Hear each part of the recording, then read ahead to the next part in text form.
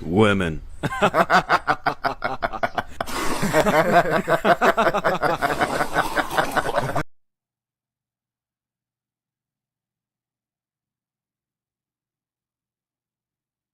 Maybe I am not that bad.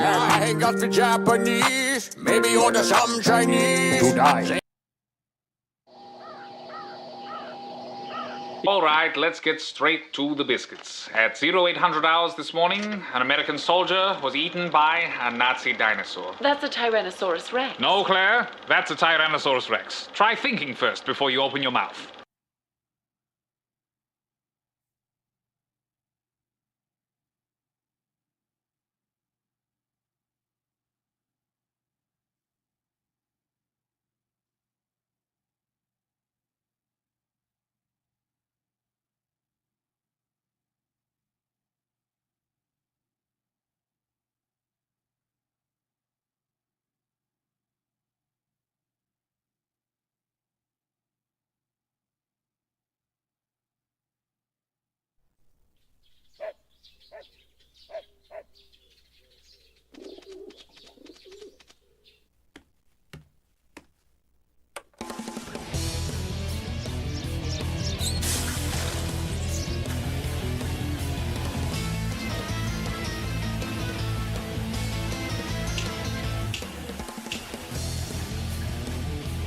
Brother, 早くしなさい。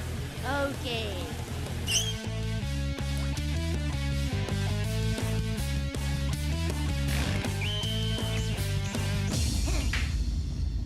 Let's go!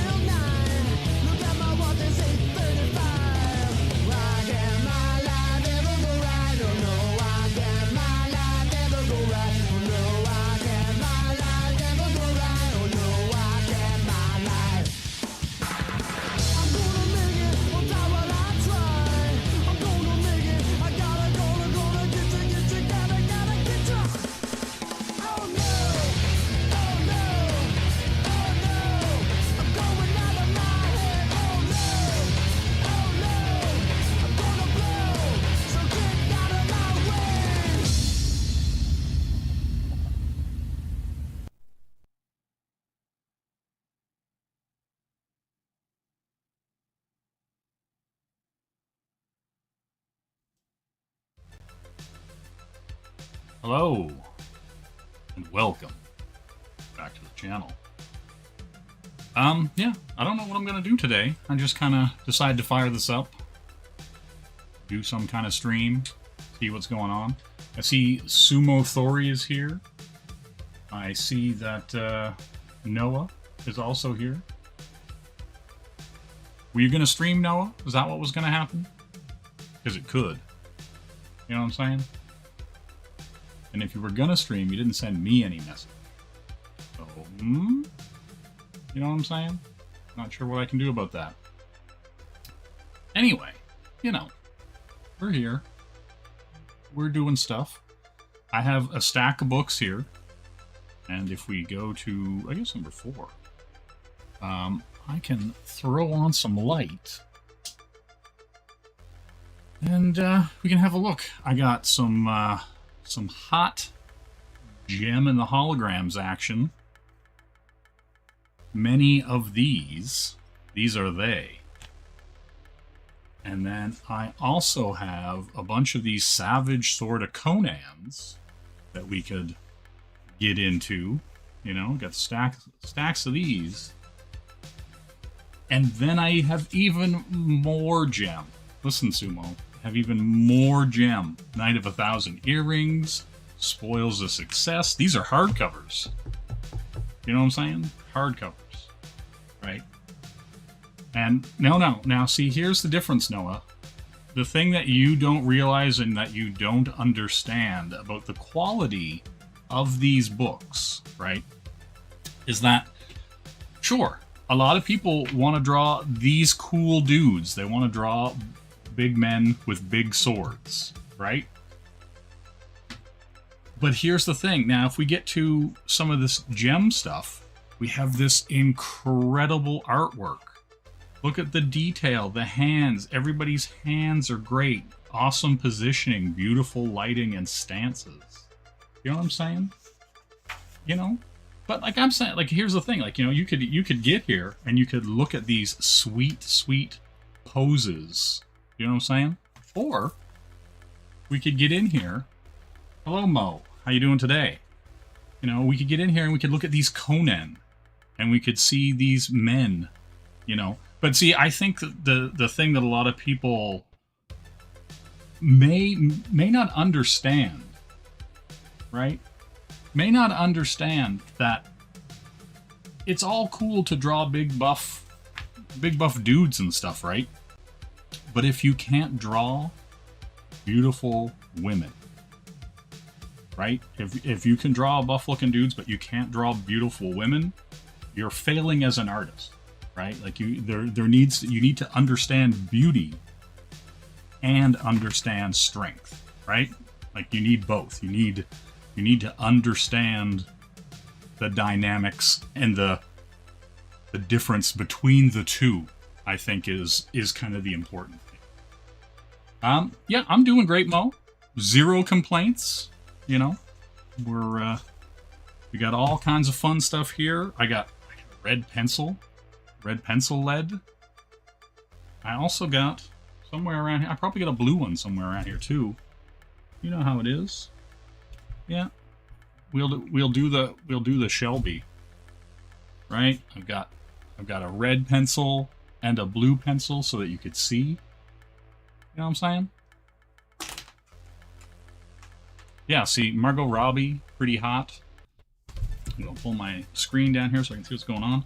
But like, yeah, that's the thing. Like, I think that's kind of the interesting thing. Also, the reason why I own these, we're gonna get into a little like kind of history here.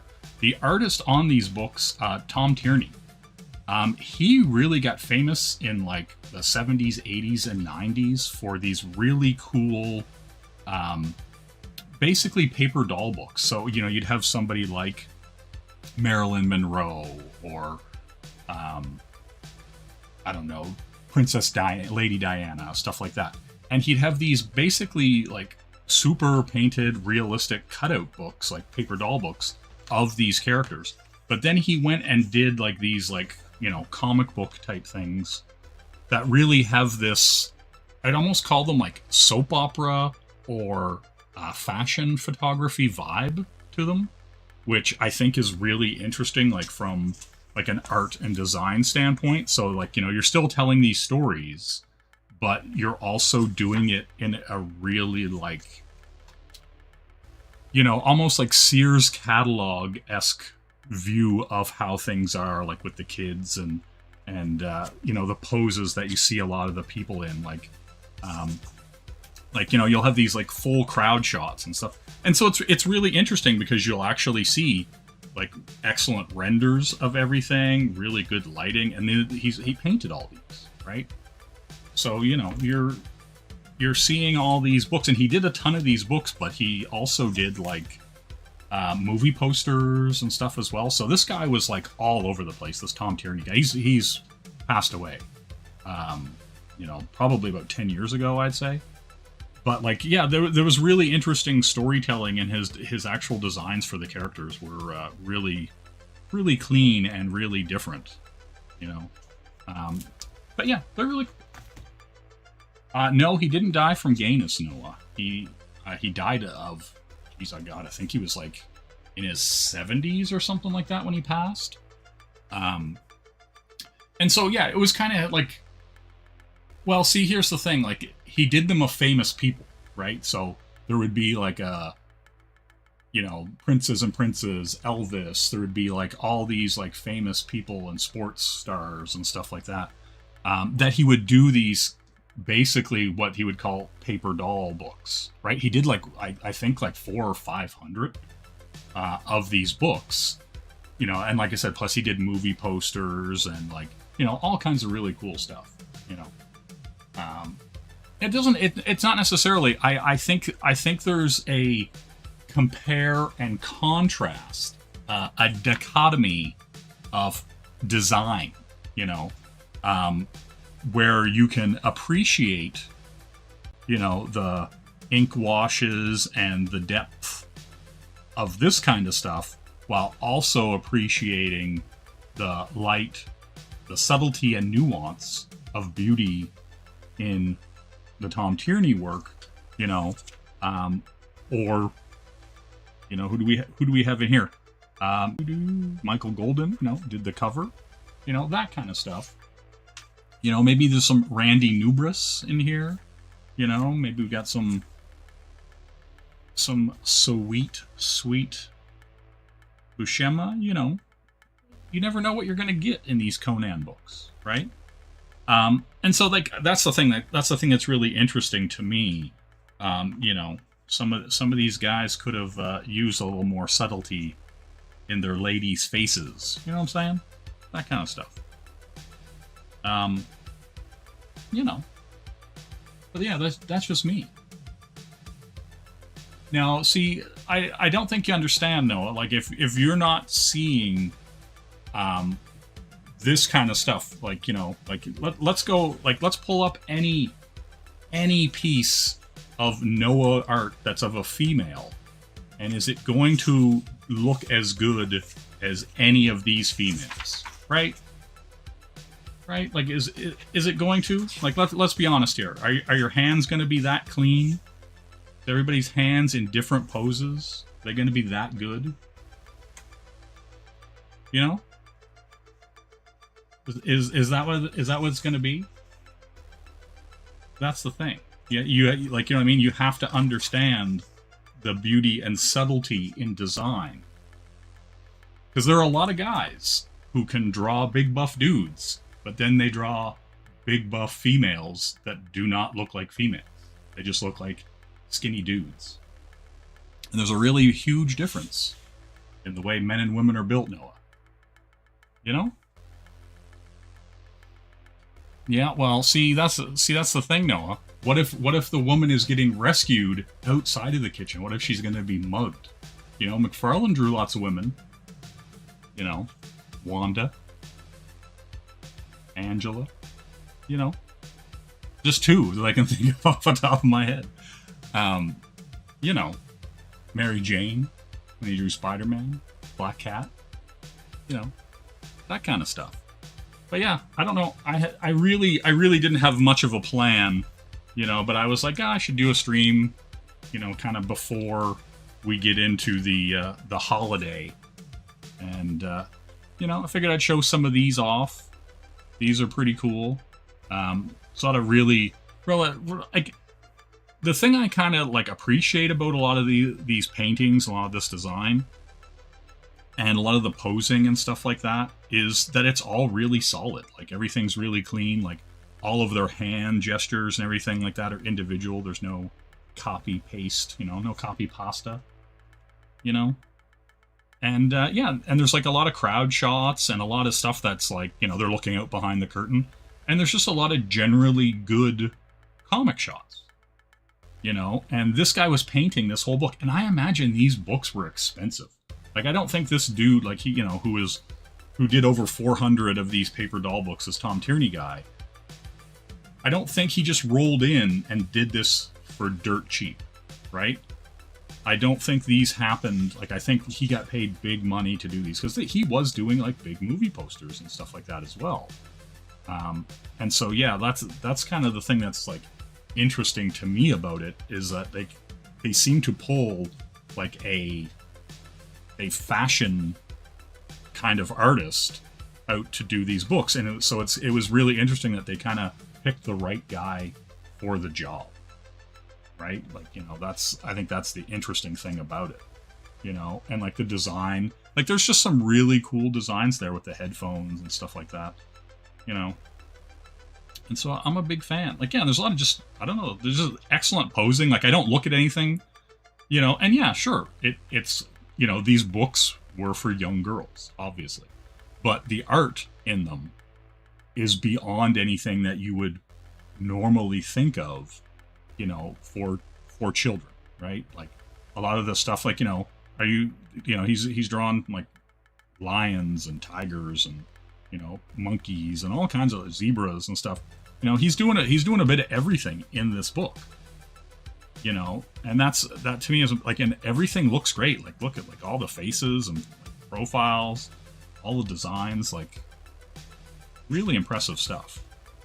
You know, they've got a curved TV there on top of their wall with some kind of barbed wire spiked mace on that wall. And that's also the funny thing. If you've never actually seen Jem and the Holograms, the Misfits literally tried to kill Jem and the Holograms almost every episode, like to the point where they cut the brakes on their car, they do all this other kind of stuff. You know what I'm saying? Yeah, if you never need perm reference, right? If you ever need that like Daughter of the Dragon reference, you know, you got it right here. It's cool. You know. That's the thing. Like we got Conan, you know. We can flip through Conan's. You know, we could even fire up the old Photoshop, do some drawing. We got pencils, we've got pens, we could draw on paper. We've got loonies and toonies, dimes, quarters, nickels. We've got it all right here. You know what I'm saying? Is there anybody you want to see Conan, Noah? That's what I'm saying. The girls aren't even hot. I feel like banning you. You know what I'm saying? No. This isn't a Barbie review moment. I've actually been kind of delving into Tom Tierney's art. And when I seen that he did these Jem books, I was just like, I had no idea. Like, this guy did these, like, comic books, essentially. Like, you know, for girls. Right? And so... for me, that was like really interesting to see kind of this like high fashion artist who is, like I said, doing movie posters, doing these Marilyn Monroe pop-up books / paper doll books, and who was doing like hundreds of them. Like, you know, it's like, wow, why is he being pulled in? And like, and these books, like these Jem books are all like from 86. You know, so he was kind of like in a good spot in his career, so they wouldn't have just given them, like, he wouldn't have done them for nothing, right? Like, he would have gotten paid incredibly well to do these books. You know, when today nobody is doing anything. Cool. Like, do you know what I mean? Like, you might be like, oh, you know, these Jem books. But these Jem books look better than 95% of what Marvel and DC are doing right now, right? There's exceptions, obviously. There's some good artists still working there. But a lot of the stuff is Tumblr trash, and these Jem books look way better than them. Like, you know what I'm saying? So, like, that's kind of the thing for me.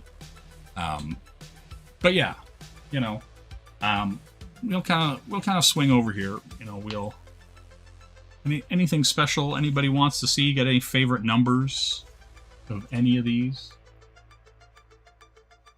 Well, see, but that's the thing. Like, you gotta look at your audience, right? Like, you know, Jem drove a pink car. They're, you know what I mean? Like, they're two female pop bands. It's appropriate. The color palette is appropriate. Like, you know, it would be different if these were superheroes. I would be 100% there with you, Mo. You know what I'm saying? But when you're doing this book, like, or even if you picked up and looked at one of those terrible IDW Jem books, the art in these 80s books is 1,000 times better. Like, no joke. You know? I don't know. What are you looking for, Mo? Is some ladies? You know what I'm saying? Little lady books like this. See? And look, here's the thing. Psst. A lot of these ladies aren't doing that hot themselves. Do you know what I'm saying? This guy could have learned a thing or two from our friend Tom Tierney about drawing beautiful women. You know? But that's just me. Well, what can I say? You know? Hey, this is a Chuck Dixon plot and script. You know? And Gary Quapis on art. You know? So Gary could have sat down with Tom Tierney and he could have got some pointers on beautiful women. You know what I'm saying? How you doing, awesome one? Merry Christmas, Happy New Year, Happy Holidays, all that kind of fun stuff. Good to see you. You know, we're just looking at some old Marvel Conan. Don't let anybody tell you any different. But yeah, you know, got all kinds of fun stuff here. Yeah, and I got like more of those Sarah Lone books. You know, I'm thinking about doing the rest of the review for them because they're so well written. My God, some of these very nice bande dessinée books really could teach a few people how to write a script with a proper beginning, middle, and end. You know what I'm saying? You know? Yeah. There's some good-looking stuff, you know? Oh, Conan. You got a BOGO here. You got to get a woman under each arm. You know what I'm saying? BOGO. Buy one, get one free. This third woman, clearly upset that she's not in the trice. You know what I'm saying? You rutting cur. You're only out of my sight for a few hours and you're up with a pair of hired sluts. We were to spend the evening together. Listen, she could still join in. Right? You know what I'm saying? She could show up. It's all good. You know? Conan's about the four-way stop. You know, he's not just a three-way or no-way kind of guy. Yep. You know how it is. But yeah, all kinds of fun. Also, I'm getting ready to move, right? And so I was packing up a bunch of stuff. And I threw in the Brave Star movie, right? We're going back. Like, I got the best of Brave Star on box set. And I threw that movie in, and I was like, damn, this thing still holds up. You know? And then I was watching some of the other episodes, and I was like, Brave Star actually had some solid episodes. Yeah, like, I'm telling you. You know, Brave Star, Eyes of the Hawk, Ears of the Wolf, Strength of the Bear, Speed of the Puma, you know, that whole thing. But yeah, a lot of great art in here. You know what I'm saying? Some of the stuff looks really photo referenced, though. Like, you know, she looks like straight up. Like, hey, I had a photo. And I looked at it real hard. But yeah. Yeah, see, Mo knows what's up. He watched Brave Star. He knows about Vipra. He knows about JB. You know? He knows what's up. Yeah, we got some good stuff here. Yeah. Oh, and I picked up some fun stuff. Oh, look at that turtle. Giant-ass turtle. It's like Ethiopian Gamera. You know what I'm saying? Yeah. Some good stuff here. You know? I don't know. Oh, you know what I got in the mail today? This may or may not be exciting to none of you. I got the Grandia collection, which has Grandia 1 and 2 together for the first time. You know what I'm saying? PS1 port of Grandia 1 and a port of the Dreamcast Grandia 2. Excellent games. Looking forward to sitting back down with those again. I also got Yakuza Like a Dragon. There was no American physical copy, so I got the Japanese copy, but it has English in it. It is The Man Who Erased His Name. You know what I'm saying? None of this is Weebery. Settle down. There's no anime here. You know, you're playing and looking at real looking people. You know what I'm saying? You're in the Yakuza.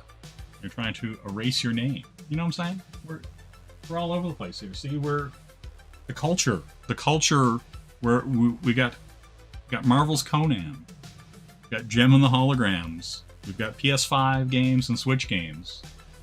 You know, Cowboys of Moo Mesa, yes. Noah, I'll fight you. Yeah, what's everybody doing? You know what I'm saying?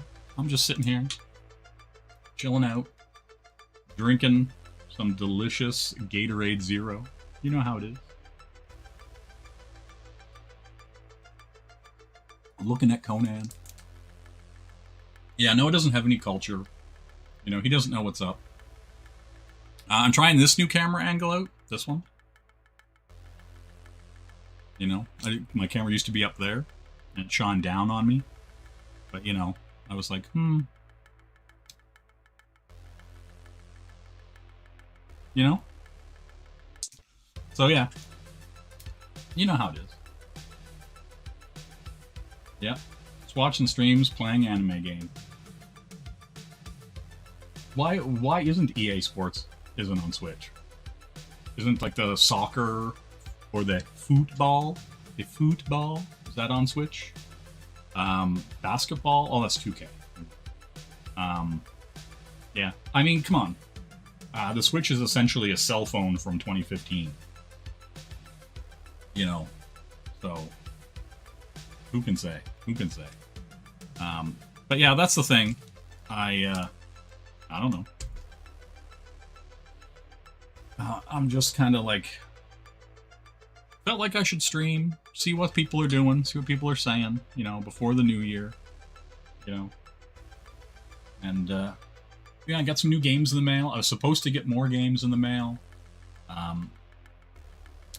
You know, I was going to get a Kamen Rider game called Genealogy of Justice, you know. Hello, Nolan. How you doing?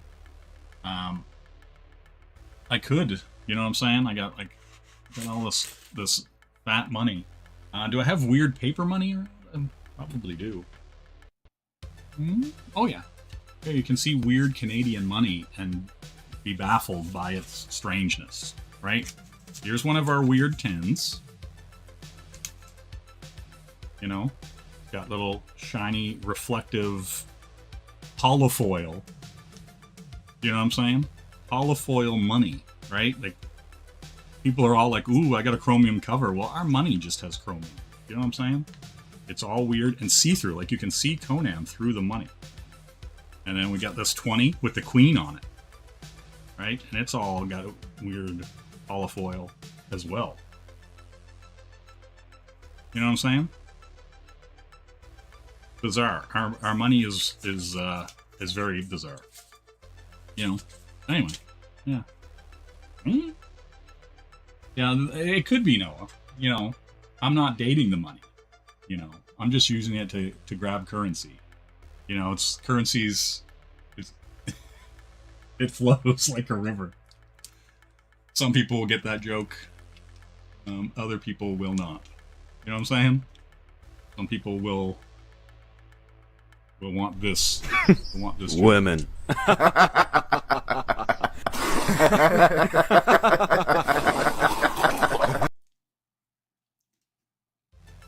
You know? But that's just me. Yeah, well, they might have been.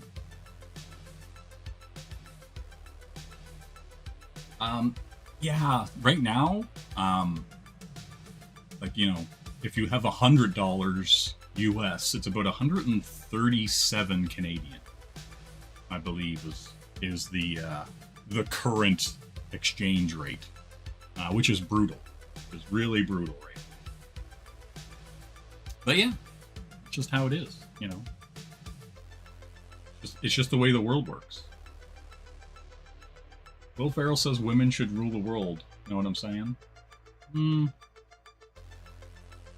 gonna call questionable on good old Will Ferrell. You know what I'm saying? Yeah, well, Sumo, I'm not here to pad your joke catalog, if you know what I'm saying.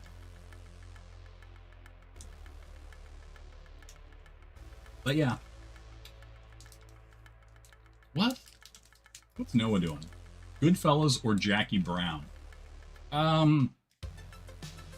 mean, it's a toss-up. I mean, you should watch Goodfellas. Jackie Brown's probably fine. I'm not gonna say one way or the other whether you should or should not watch Jackie Brown. Turn this off. I'm gonna sit here in my darker, pinker room. You know what I'm saying? I don't know. Let's do something. Let's do something different here. I literally have no agenda.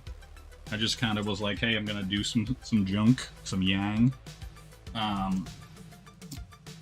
Let's push a button here.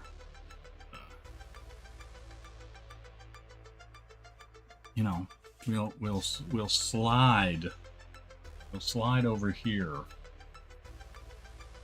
What's this? Is it 3? Is that what I want?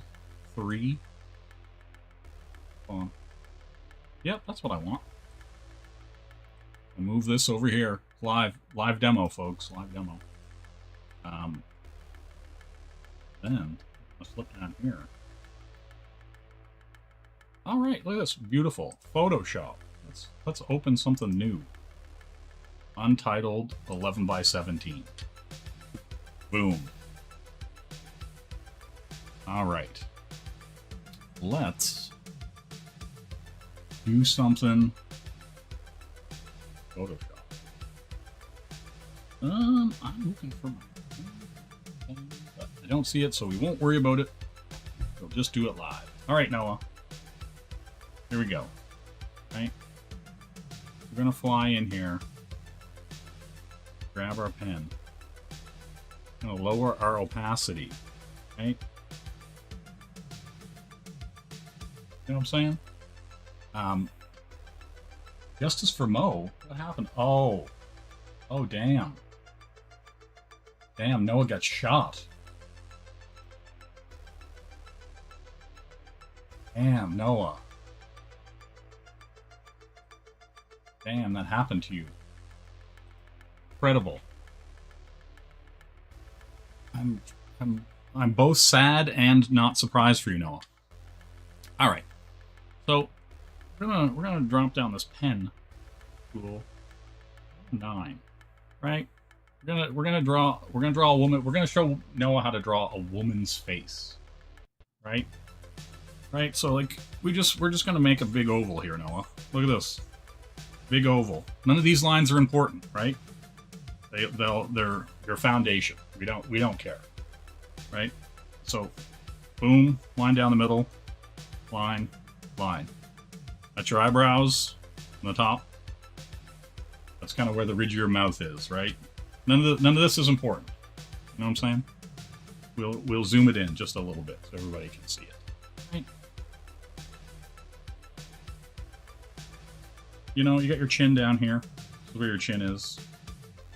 Right? There's this little divot under your lip. You know what I'm saying? Yeah, and what I like about the ability to time people out for a great length of time, Sumo, is that you could do it for infinity pool time, right? It could be any amount of time whatsoever. So anyway, mouth. There it is. Boom. 2 seconds. Right? You got this little divot. We don't care. Right there. That's the little divot here. People have a nose. Goes right there. Now right here. Right here. Then that's where your eyebrows come in. You know what I'm saying? And this is gonna come in. And then your nose is gonna come in. Right? Then right here's where your eyes are gonna come in. Right? None of this matters. We're just showing facial features, we're just showing structure. Right? Here's the lip. The bottom. No? You're just shaping it out.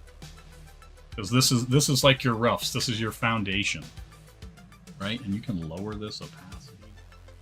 You don't want to see it that bright, right? Because this is your under. Like we're in Frank Miller territory right now, right? You're just getting that in. Here's where your little eye cheek is. Here's where that little ridge between the bridge of your nose is that comes down here. You know, there's this little divot on the side of your head where your temple is, and this cuts in. This is where your cheekbone is, and then it cuts in. Right? This is the side of your head, and then your ear is literally right across here. That's where your ear is, right?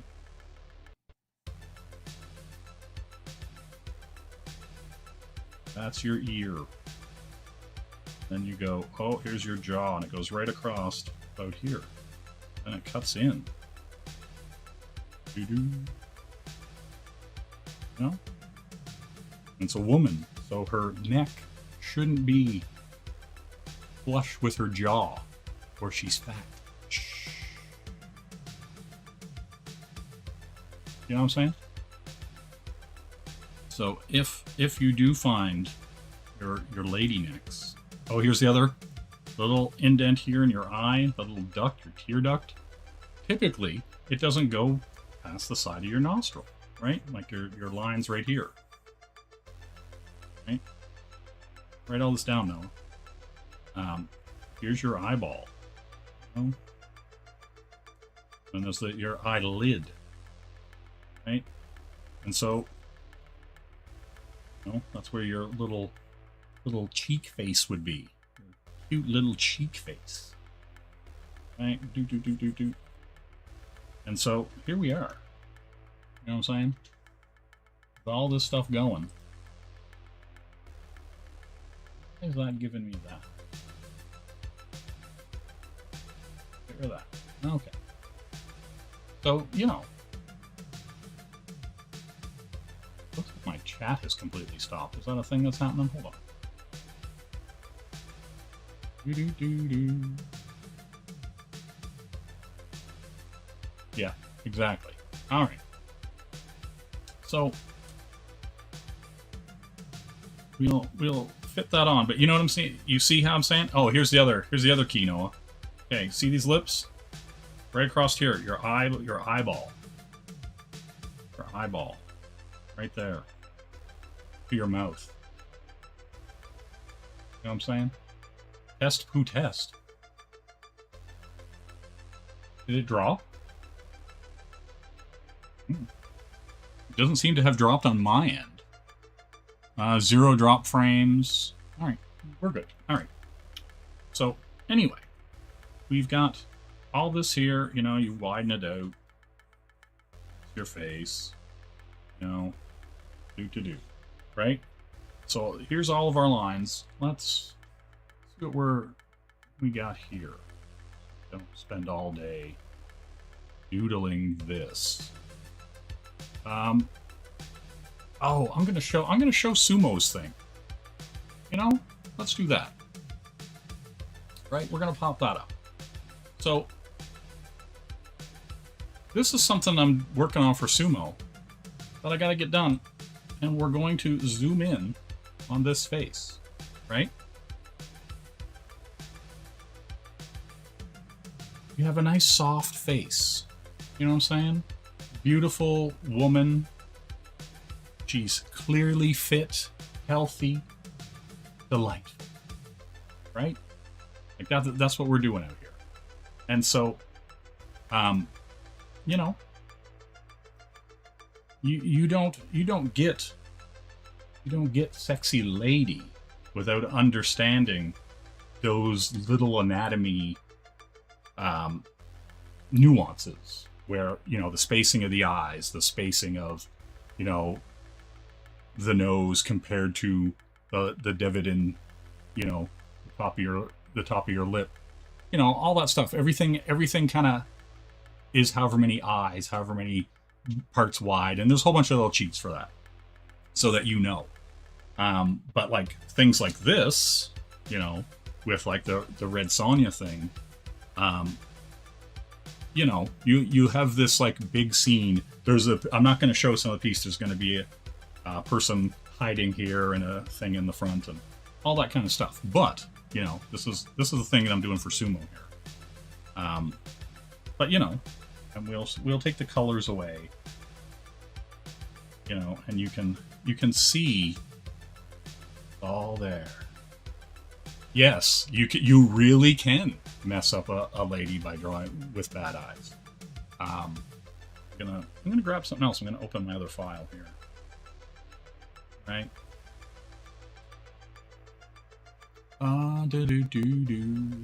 Let's see. There's a tempting part of me to like show stuff I'm working on for my personal stuff, but I feel like we're a little too far away from that right now. But let's see what we'll pull up here. Pull up something fun.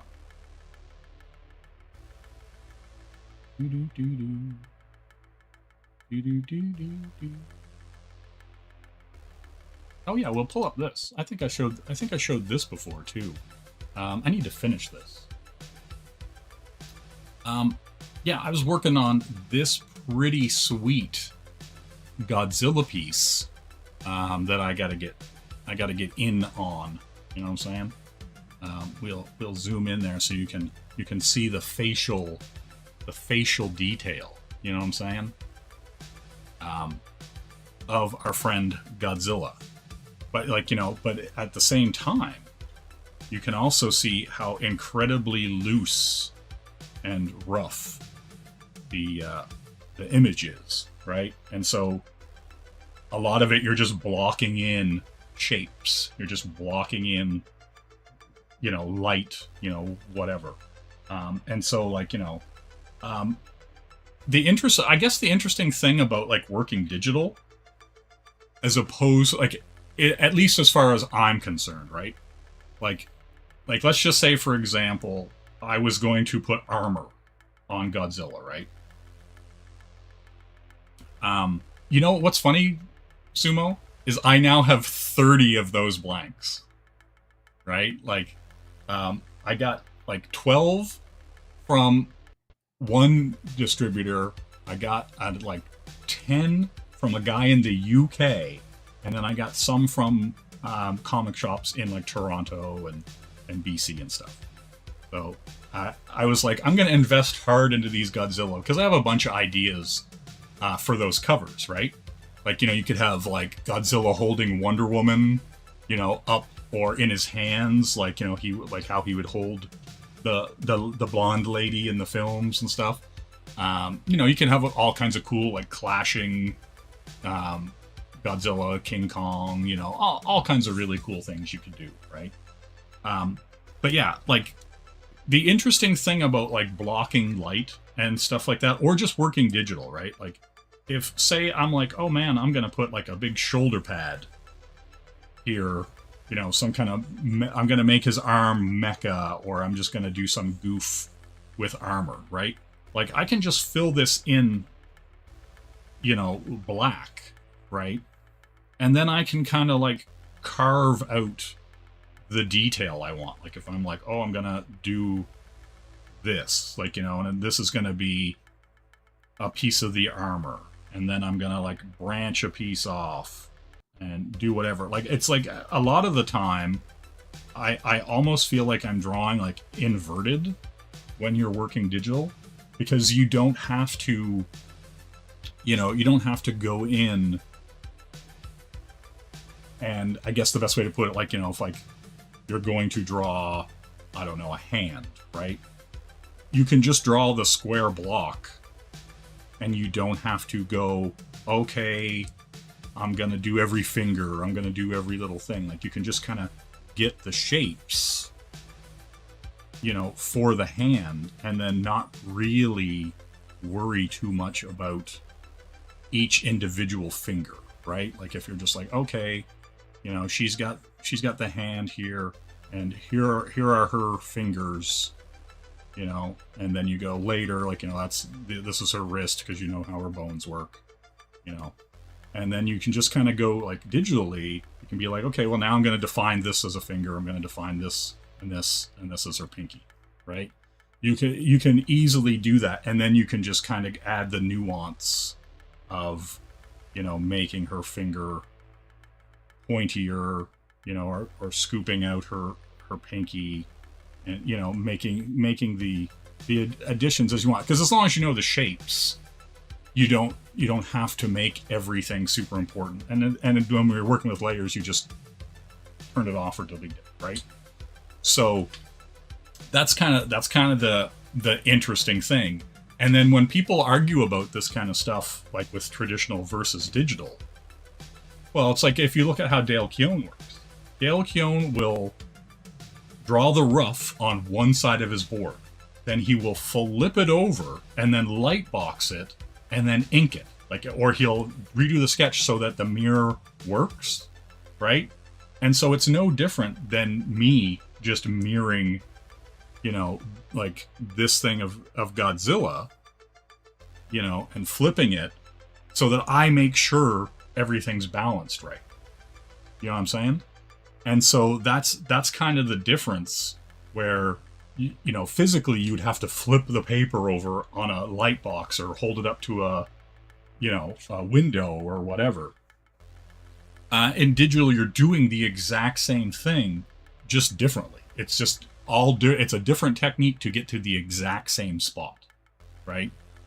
Because eventually it's just going to get printed on a page. So whether you draw it originally on the page and then you put another piece of paper over it and then ink or trace over the piece of paper you originally drew on and then put it on a light box, you know, the umpteen steps to get there. Or like, I see a lot of painters do their rough sketches and layouts on paper, and then they'll put it on a projector, and then they'll project it onto the much larger canvas, and then they'll just paint right on that canvas, you know. And like, some people would say, well, that's a cheat, but then it's like, okay, but that's how many of the big paintings got done in a lot of the chapels and a lot of the famous, you know, large pieces in many museums and many churches and, you know, cathedrals, the whole bit, right? And so it's just like, you know, if that's what all those guys are doing. And same thing if you go look at like the Mona Lisa, for example. There are like 3 paintings under that painting, right? So he painted over it, changed it, shifted around, you know, and they're just layers. They're just adding layers. And it's the same thing with digital. It's the same thing with traditional. You know, and I think that's kind of the, you know, the thing that kind of, I don't know, when everybody started getting their fucking pants in a twist about AI, everybody, for some strange reason, really started believing that AI and digital were somehow connected, right? Like you couldn't look at a piece of AI art and tell it was AI art compared to like what's on my screen here, right? And so that was the really frustrating thing, where the average person, somehow their brain broke and was like, well, I don't trust digital artists anymore. And it's like, dude, you can just look at the art. Digital art has a very specific look to it. It has a shine, like the women, like even when it's a realistic looking woman, you can look at the facial features and look at, like, even if there's no hands to be seen, you can look at the AI art and it has that like almost like an airbrush shine to it. And everything just has an AI look to it. Even if it's done in a manga style or done in a photorealistic style or done in an abstract style, it has that AI sheen to it, right? Like you don't see the same kind of stuff where you would see, you know, like a brush stroke, you know, like that kind of, those nicks or those little cuffs or whatever you would want to call it, that would denote traditional art, right? And so for me, that's the thing that like I found really interesting and really bizarre, when people were really getting their pants in a bunch about AI art, you know, or even like, you know, where Kelsey, you know, he's like, okay, I'm doing everything traditional now. And it's like, okay, that's great, but you're still going to bring it into Photoshop to color it. And even if you do all the colors traditionally, you do washes or Copics or whatever, you're still going to adjust those color values for print. You're still going to, it's going to become digital at some point. You know what I mean? You're never going to go and photograph every piece of original art to get it to print, right? And so for me, the weird pushback against digital just seems bizarre and misguided. Like I get wanting to do things with your hands. I get wanting to leave it on the page and not make the mistake. Because with digital, it's blessing and curse is that I can put a line down and go, no, I don't like this. I wanted this, right? And I can just go step back, right? And so was like, I don't have anything bad to say about digital as a process, but there is some aspect of personal takes. Yeah, and I don't disagree. Like I've been doing a lot more traditional stuff, like, you know, I think I have some stuff around here. Where's that?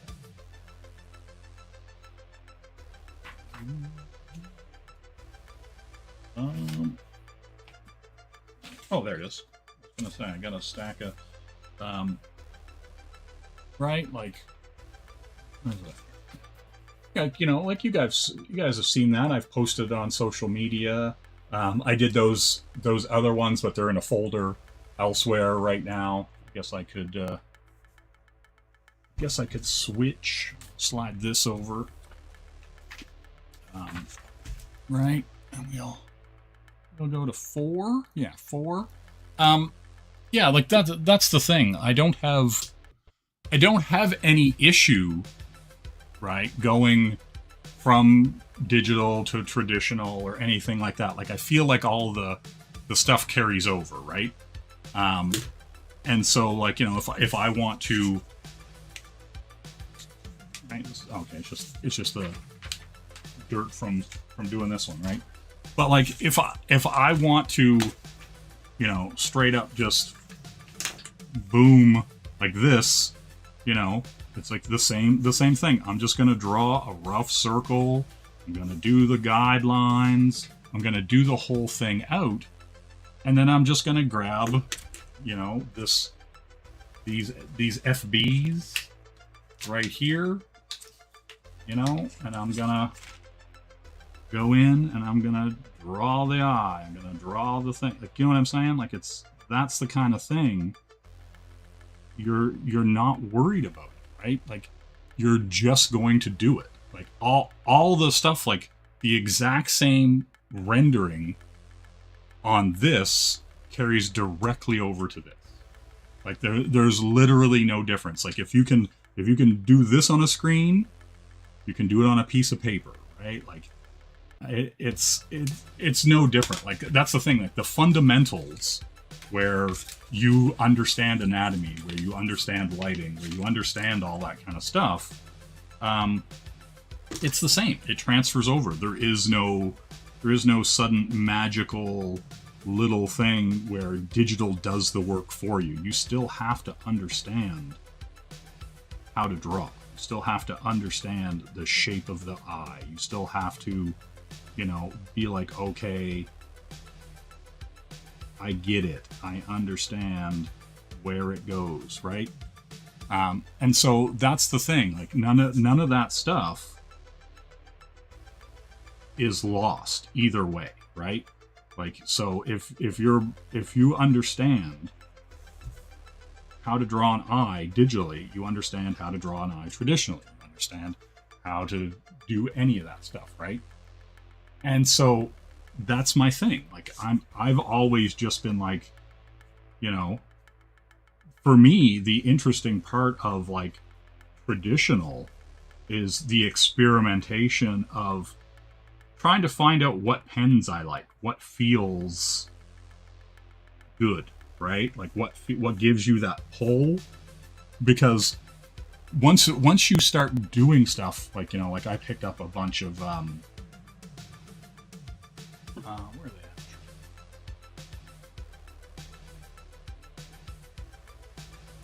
Right? Like I picked up a bunch of these like brush pens, right?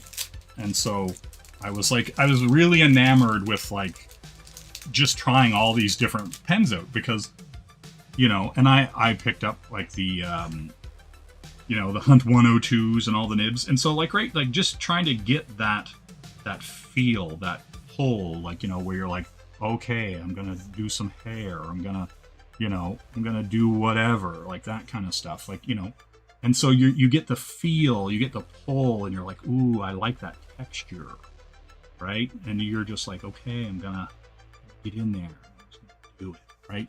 And so that's the interesting part of it to me, right? Where the line, I don't know, people like, especially with traditional. No, I didn't say anything about Pandy Sumo. It's pens, it's the pull, right? Like, and you're really trying to get that feel of what feels right, you know?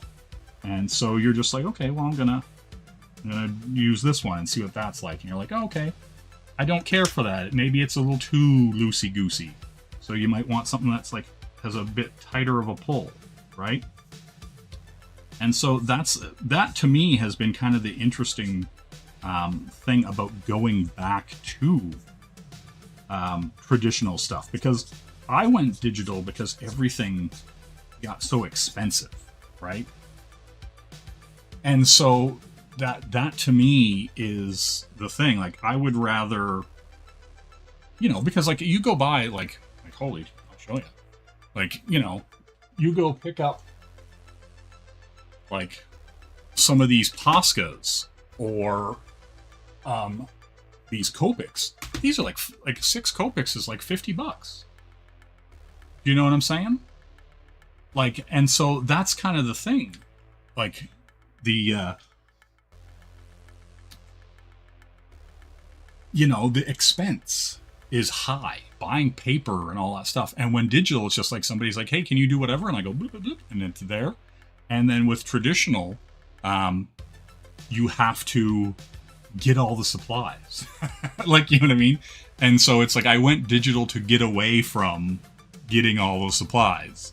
And now I've just started buying supplies again and having to make room for them and having to like actually have a space where you can actually sit down and do traditional art.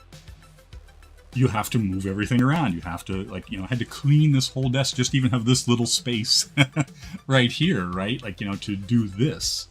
And so if you're working on something like, and it's way easier also with like, you know, these are like 8.5 by 11s, right? If, you know, if you're working 11 by 17, you're stacking and it's hanging off the edge and it's around, like, you know what I mean? And so ideally, and like, yeah, like with this, you know, like, with this, you know, it's Copics and it's also the Posca pens, right? And so that's the thing. Like, you know, I like the mixed media. I like, you know, going back and forth, you know, but I also am a big fan of digital, right?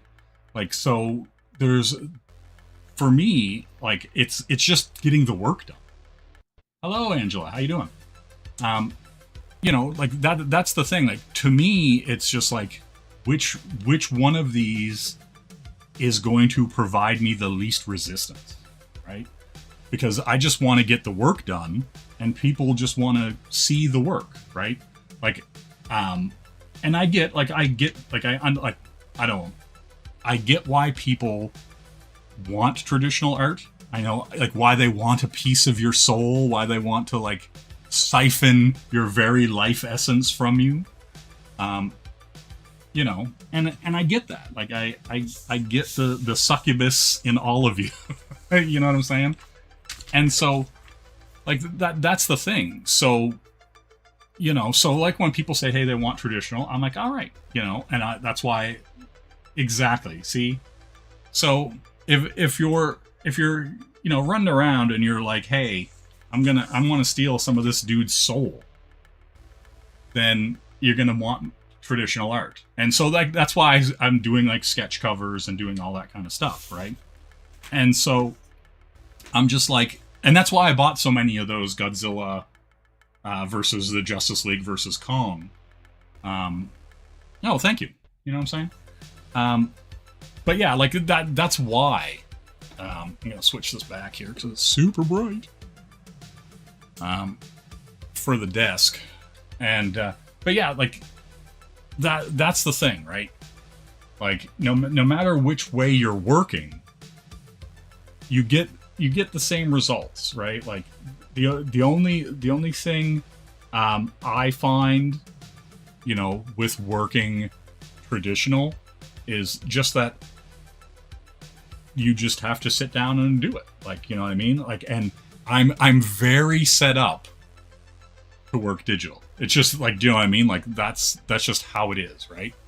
And so yeah, for me, the interesting zoom out there, yeah. Yeah, like for me, Nolan, I just realized you were here. You we're not talking about your thing, are we? We're gonna keep that down low. We're gonna keep that in the quiet tip. You know what I'm saying? Shh. Is that what we're doing, Nolan? Alright. We won't worry about it then. Pop this up here. Right? And oh yeah, here we go. We'll pull something. Right? Like I like Gem and the Holograms. You know what I'm saying? Like I will straight up draw Gem and the Holograms because I think it's cool and fun. You know what I mean? And so yeah, I don't know. You know, I'll draw sexy ladies. I'll draw. What else we got here? Here, I'll show you an unfinished thing that someday I will finish. This is a fun piece, but I've just never got around to finishing it. Right here, we've got an Earthworm Jim piece that I have to finish at some point. Because I like Earthworm Jim. Let's set my pen. There it is. Okay. So, listen. No, there's no such thing as a Dungeoneer. You know, here's Earthworm Jim. I gotta finish his arm. I didn't like it, so I kept redoing it, and that's why this isn't done yet. You know. Let's see. I can chat. Whole piece. Damn it. Oh, you don't care if I show it, Nolan? Cool. All right. All right, we're gonna close this. I'm gonna close this. Right? No one can steal Noah's things. No, we don't care about that either. Not saving that. All right.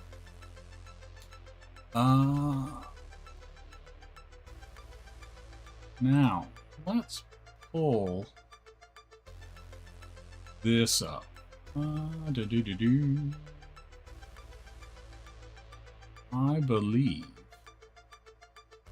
Man, there are so many folders with so many interesting things in them.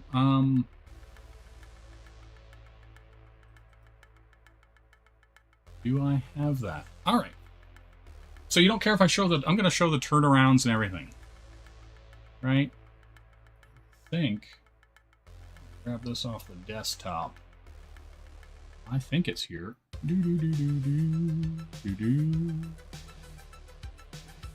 Let's all go to... I don't see it. All right. We'll just pull this one up. We'll just pull this one up. All right.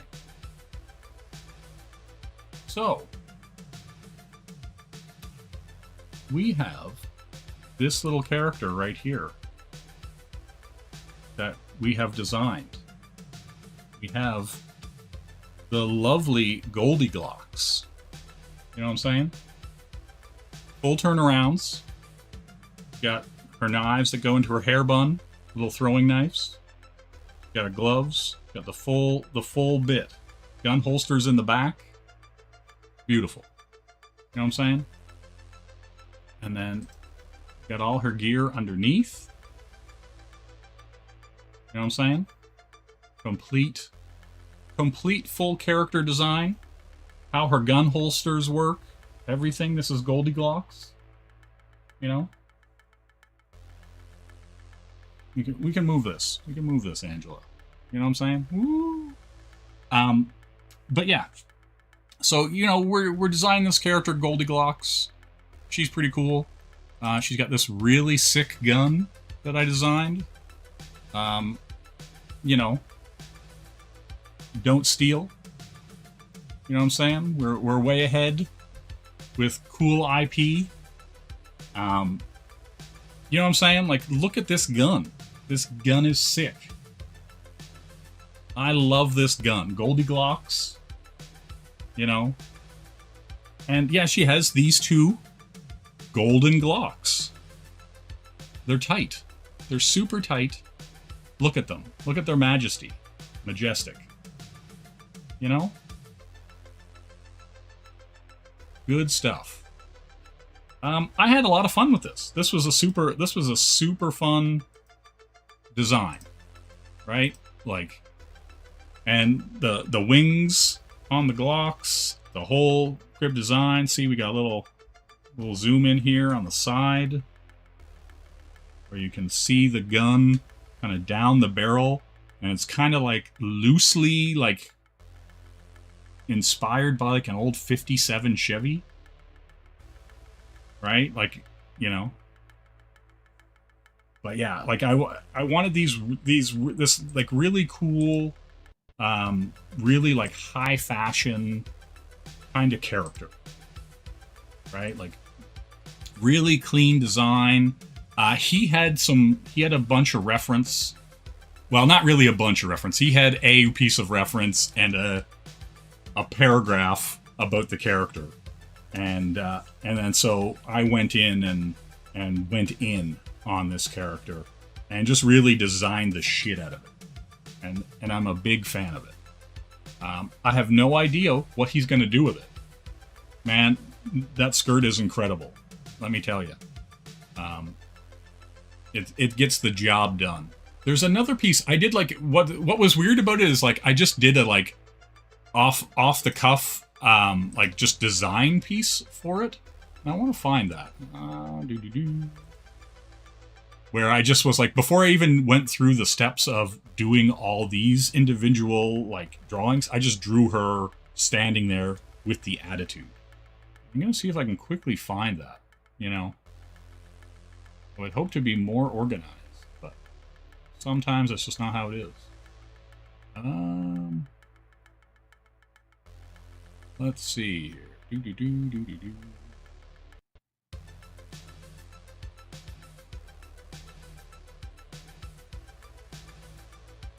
One of those things, I feel like I left it on the desktop. Let's see here.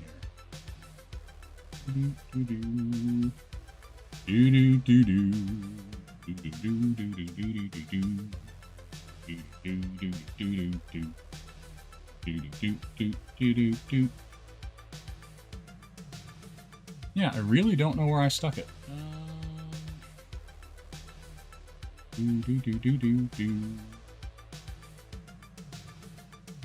I guess I could pull it up from the tweeter. Alright, here we go. We'll grab it. Make my life easier. You know what I'm saying?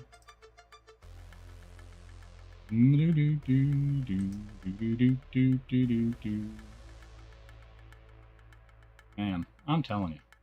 There we go. Here we go. Save image. Boom.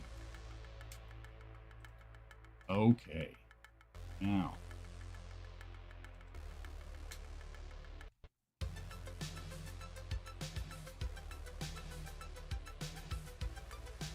Save it to desktop? Yes, I did. Alright. God. So.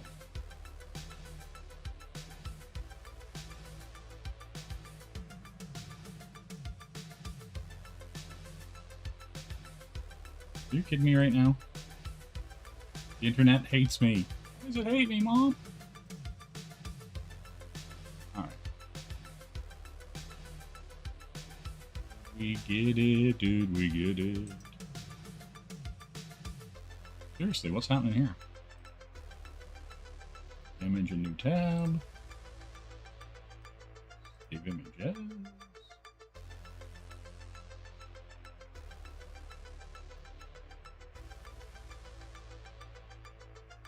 Alright. Reason the internet hates me today. Let's see. Show more. Rename.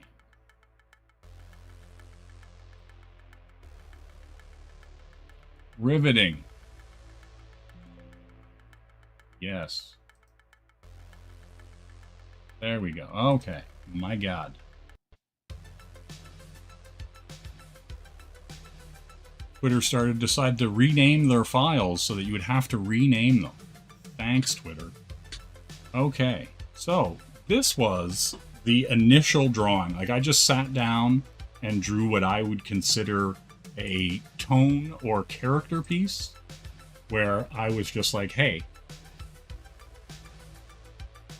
this is how this character feels. I will figure out the nuances to her after, right? And so I sat down and just, you know, kind of went to town with it and kind of was like, hey, this is the attitude she's going to have, the hairstyle, the everything, right? And then I went to this. You know, it's like, what does she look like from the side? What does she look like from behind? How does she hold her Glocks? You know, so I designed this dual holster that has like the wings that I carried over into the bust of the outfit, and then that I also carried over to the Glocks, right? So there's some fashion-y, and this also goes back to Jem and the Holograms and art and design, right? If you're making a cool, fashionable female protagonist, you're going to give her a design aesthetic that carries over her personality, right? Like, she's going to carry these cool golden Glocks. She's going to, you know, dress and design fashionably, like, you know, and like, you know, like little things like where this whole thing is one piece, right? Like from the underwear to like the bra, it's like got a sheer part to it. But he also said he wanted the exposed midriff, right? So like I was like, okay, we'll have that, but it's also sheer so that, you know, it's still like one piece and kind of pulls everything together, right? And so yeah, that kind of stuff, you know, that fashion-y design, sexy look to the character is important, right? Like if you wanted to throw that character on a cover and say that she's got to, you know, get revenge on 3 bears, right? And, you know, people are going to go, this character looks crazy. What's going on here? Like, you know, why does she have these little throwing knives? And that's the thing. Her throwing knives, everything goes together. Everything looks cohesive, like it fits together. You know, her glove design, I did the underside, you know, did the whole thing. I, like, you know, designed everything from even how her holster goes under her clothing, right? And then, you know, her undergear that's under the holster, the whole thing, right? That whole entire bit has been thought out and designed, how it works, how everything functions, the way her boots work and have the zipper, and, you know, the whole thing. Every single bit of it has been thought of, right? And so that was the thing. Like, we like, you know, we had this design that we threw together, and so like I had no idea if Nolan was even gonna like this. You know, that's the thing. And so, well, see, part of the thing there with the holster is it has to look like almost like a designer item, right? And so that's kind of the thing. Like, her whole aesthetic is design. Her whole aesthetic is high end, right? And yeah, and that's the thing. Like, that's the thing with the skirt. That's the thing, you know, because it's like, it's super easy to make someone look like a schoolgirl and give them the generic schoolgirl skirt and outfit, right? And like, you know, and that was the thing. And so I wanted to keep design aesthetics that would go, oh, Goldilocks, you know, little frilly arm bands, right? But the rest of it is really high end, high fashion, very chic, very clean. But then she also has tactical goggles, right? And so I was like, okay, when she has the goggles on, it's gun blasting, guns akimbo. People are about to get fucked up time, right? And so that's the thing, you know. But yeah, that's the whole thing. I had so much fun designing this character and doing all the stuff with it.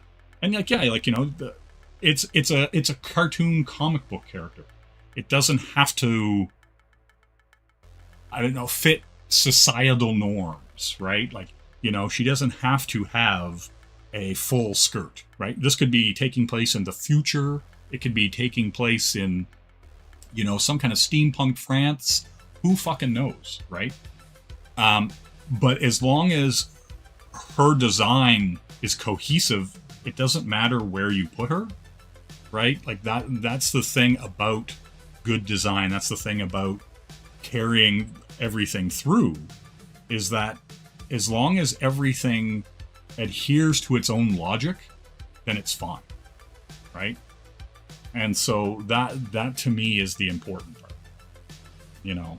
And so yeah, super fun. I had a lot of fun with this, and I love stuff like this, you know. Like, I like the design so much, like, I was almost like, oh man, this is so good, I don't even want to give this away, so to speak. Like, you know what I mean? But like, that's the fun of it. Like, you know, that's the beauty of designing things, that you sort of kind of fall in love with everything that you make, right?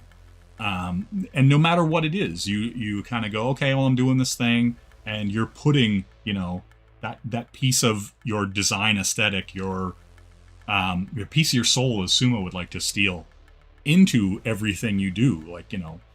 And so that's the really fun part about, you know, seeing things get done, you know, and seeing how cool it looks when it's done, you know, and being like, hey, this is really cool. This is really, like, you know, you haven't seen anything like this. That's the thing that's exciting to me about it. You know, you're not gonna pull open a Marvel book or a DC book or an Image book and see this design.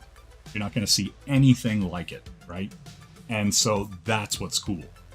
And you're not seeing a lot. Like, a lot of people are just making these really boring, generic superhero designs.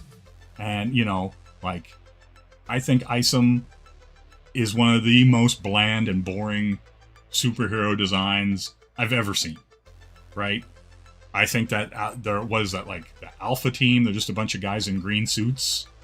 Boring as fuck, right?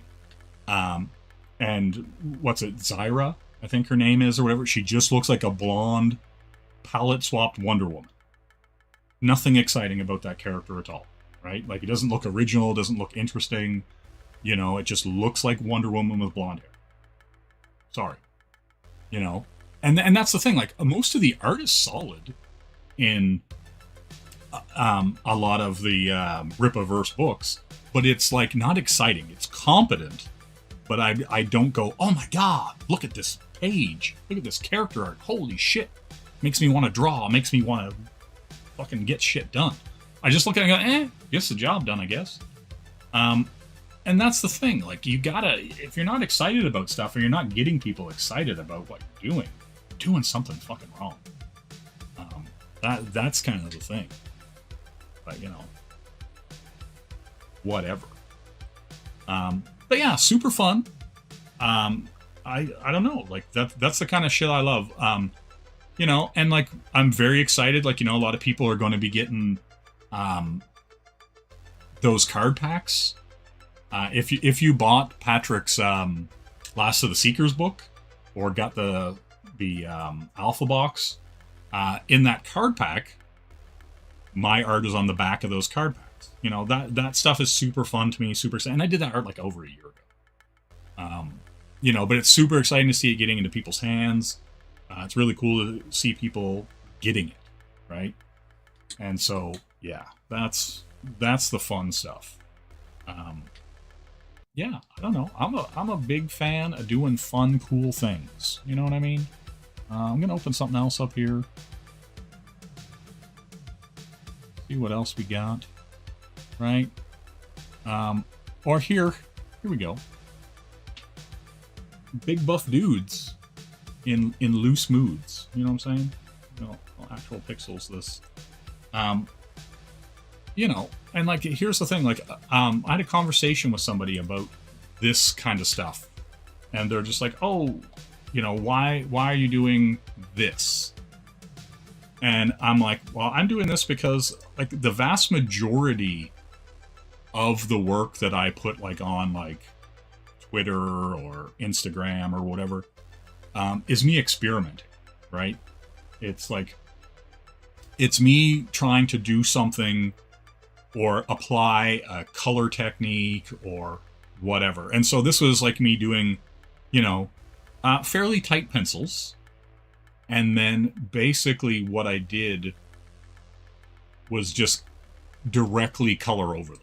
And then I'll show you the colors.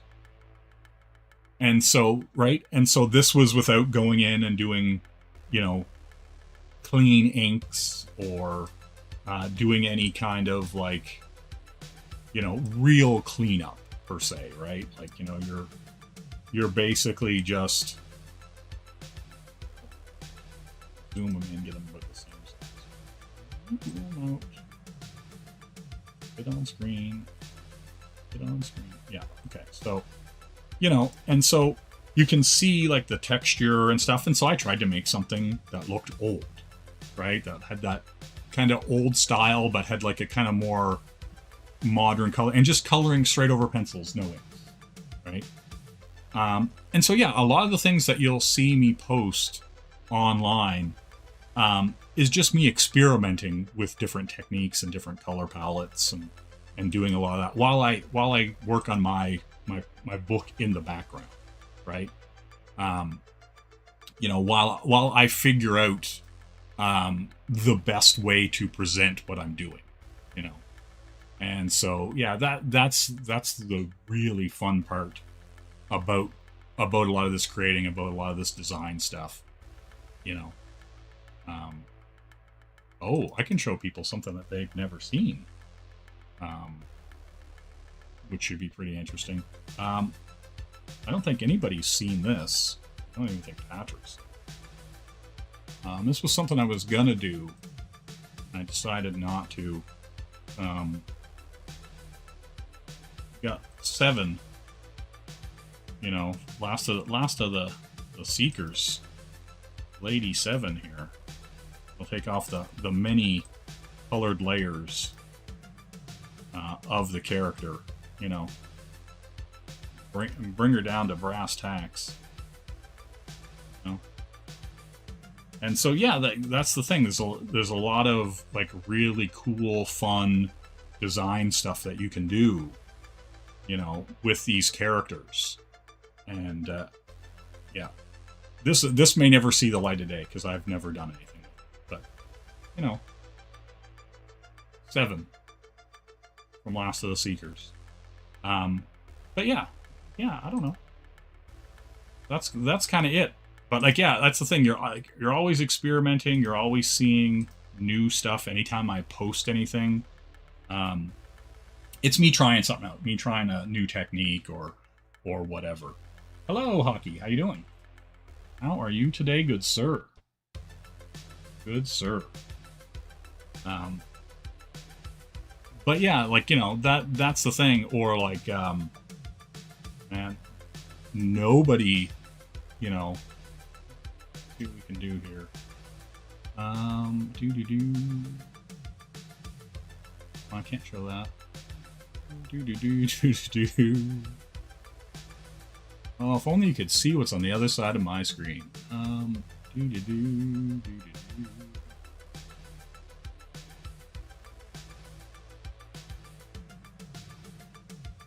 Let's see what we got here. Some fun stuff that I was experimenting with.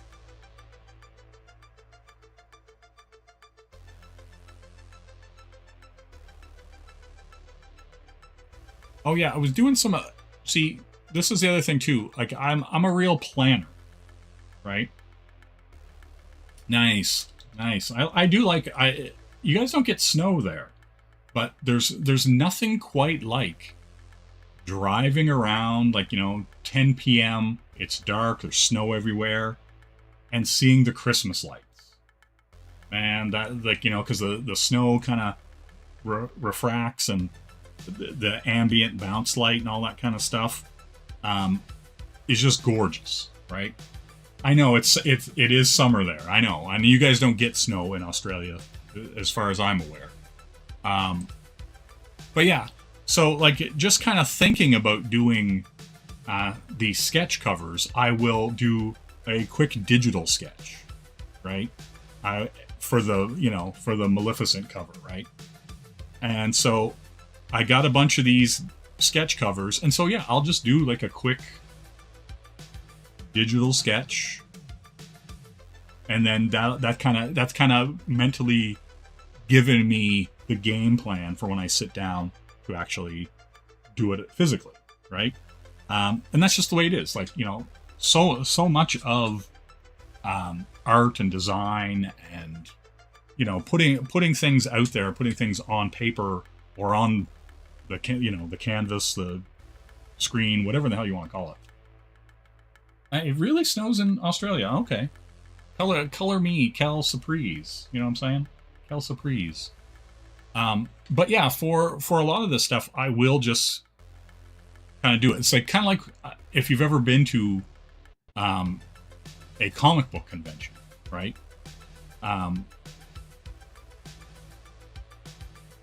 Oh no, the covers, they're blanks, right?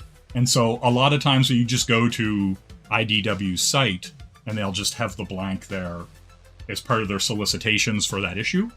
And so it'll be the blank, and then it'll be the main cover, and then it'll be the so-and-so's cover or whatever. So yeah, I just grab them off the site, the blank. And then, I just sketch them out, and I mess around with the colors and, do some of that kind of stuff to just kind of see what I want to do, right? And so yeah, I'll sketch them out and see how it feels and see what I want to get, right?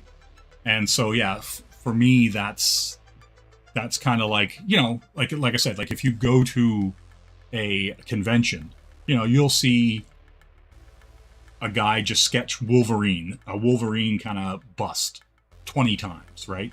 And so he'll just draw Wolverine, the same face, the same bust every time. But one time he'll have the claws popped, one time he'll be holding a cigar, but it's the exact same drawing. He's just redrawing it over and over and over again. And so that's the thing. Like, so much of establishing your mental library is repetition. It's muscle memory. It's like just learning basically, the shape language that you want, and then you're just repeating it, right? And that's how you stay on model. That's how you, develop a cohesive understanding and style by repetition, by building that mental library, by getting in that muscle memory, and so yeah, like that's the thing.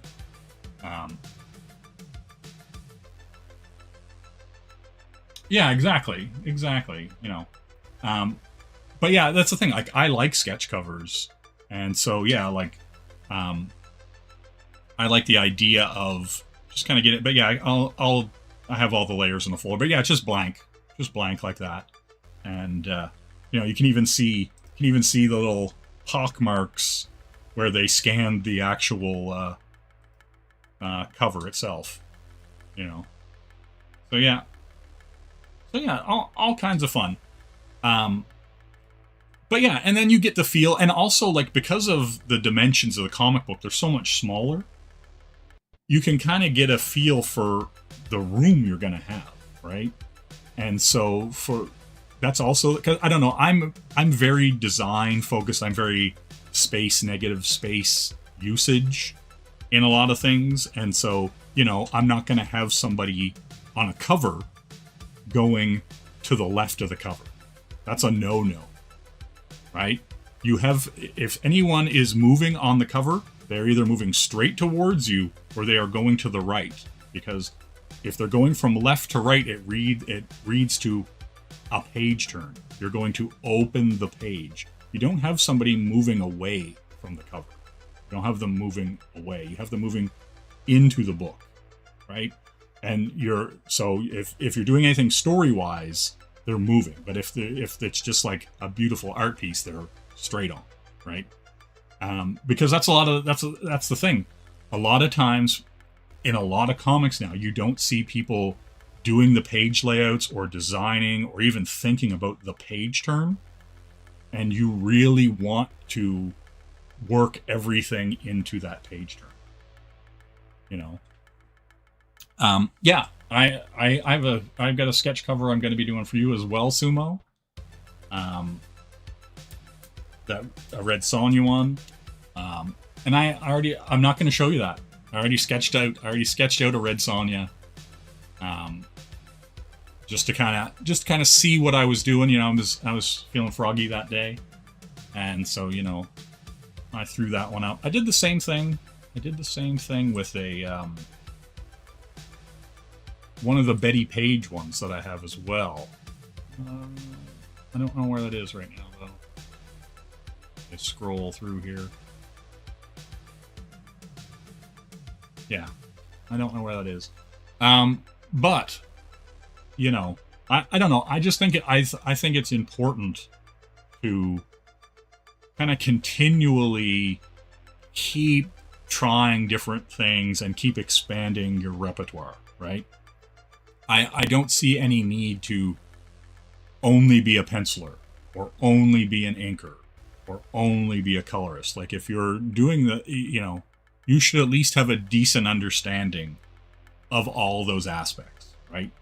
And like all your digital stuff carries over to traditional and vice versa, as far as your understanding of line weight, anatomy, perspective, those things transfer 100%, and like I was saying before, the way a lot of people use light boxes or, do things like, they'll do things on like a rough sketch paper and then light box it, put it on to ink, all that kind of stuff. So yeah, well, and I mean, that's the thing, like a lot, like I was saying earlier before you showed up, Hockey, that many painters will, sketch out their painting, on like 8.5 by 11 or whatever, and then they'll just throw it on a projector and then put it on their much larger, canvas. And then they'll just, either sketch off of the projection to get that rough onto the thing and then paint it. Or they'll just leave it shining and, paint in. And so, yeah, like, that's the thing. Like, this way, many of the things like chapels and, large designs get done either through a grid layout, where they block off and grid every piece of the art. Kind of like whenever you put up a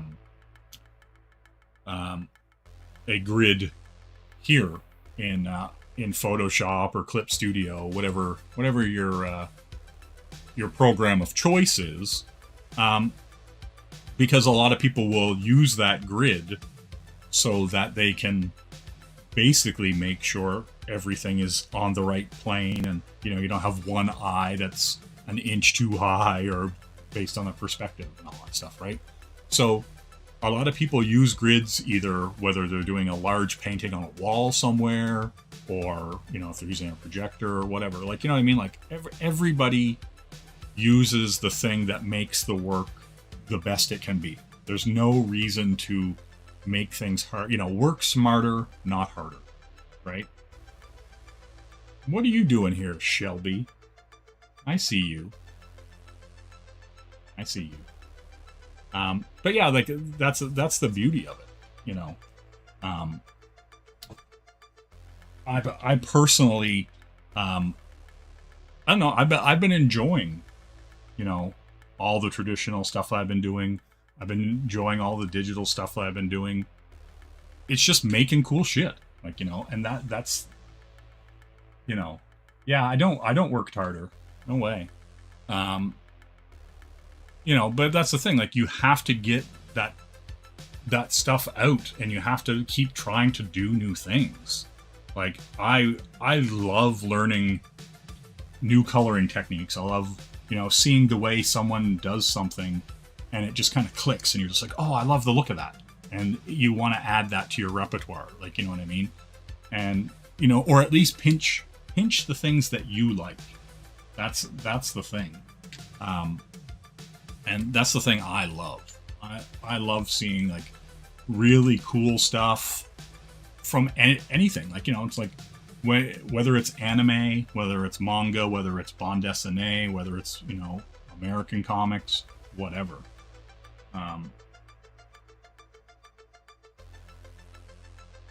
Thanks, Shelby.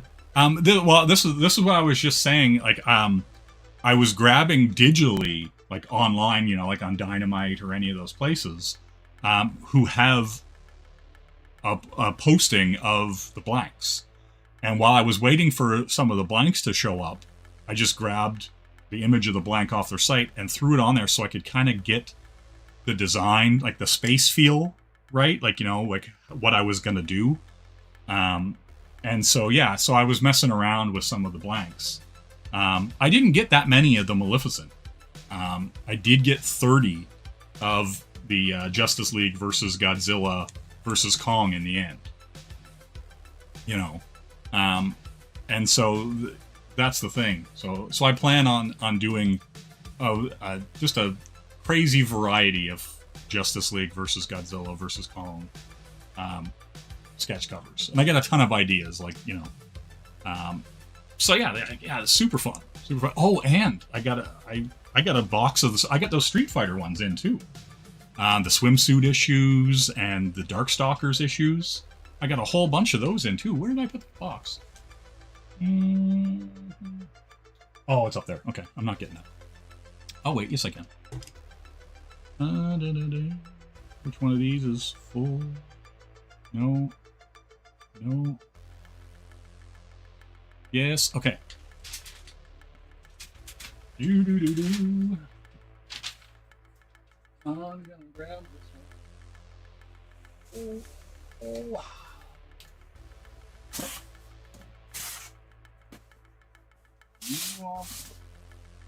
Okay. Set this one down here. This one.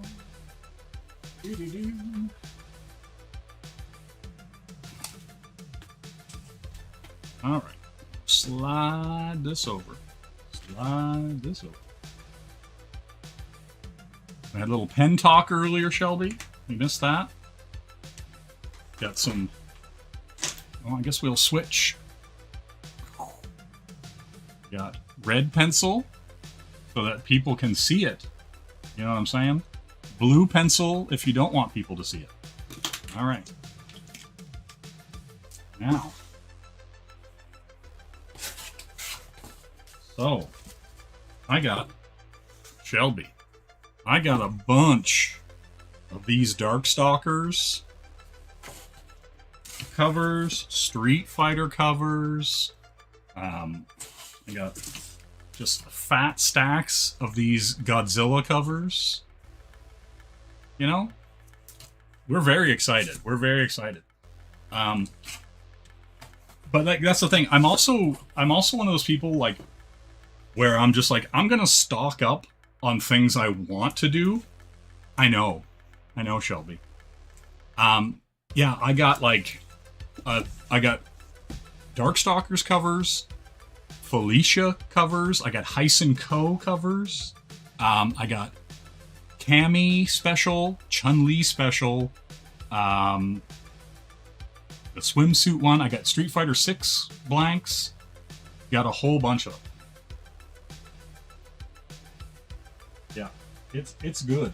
It's a good time. Yeah, I got like so many of these damn sketch covers now. I'll be good for the next year. Like, you know what I mean? I got those Kamen Rider blanks. I got the Captain Harlock blank. Just wild blank situation, Shelby. You know what I'm saying? Like, I'm out here getting these blanks, son. You know? And it's fun. I'm a big fan. And so yeah, like I don't know. It's just one of those things where I go, okay, I'm gonna do something. Well, I'm gonna make sure it's something I do. And so yeah, I'm pretty excited about it, and I'm a big fan. You know, and it's one of those things too. It's like you're gonna ask me, do I want to draw sexy Cammy or sexy Chun-Li on a cover? Obviously, I do. Do I want to draw, you know, sexy Felicia and Morgan on a Darkstalkers cover? Obviously, I do. That's just science. You know what I'm saying? Yeah. You're going to gift one of your 2 Godzilla blanks to Andy. What character should you draw in your one copy? I don't know. I had a bunch of ideas, right?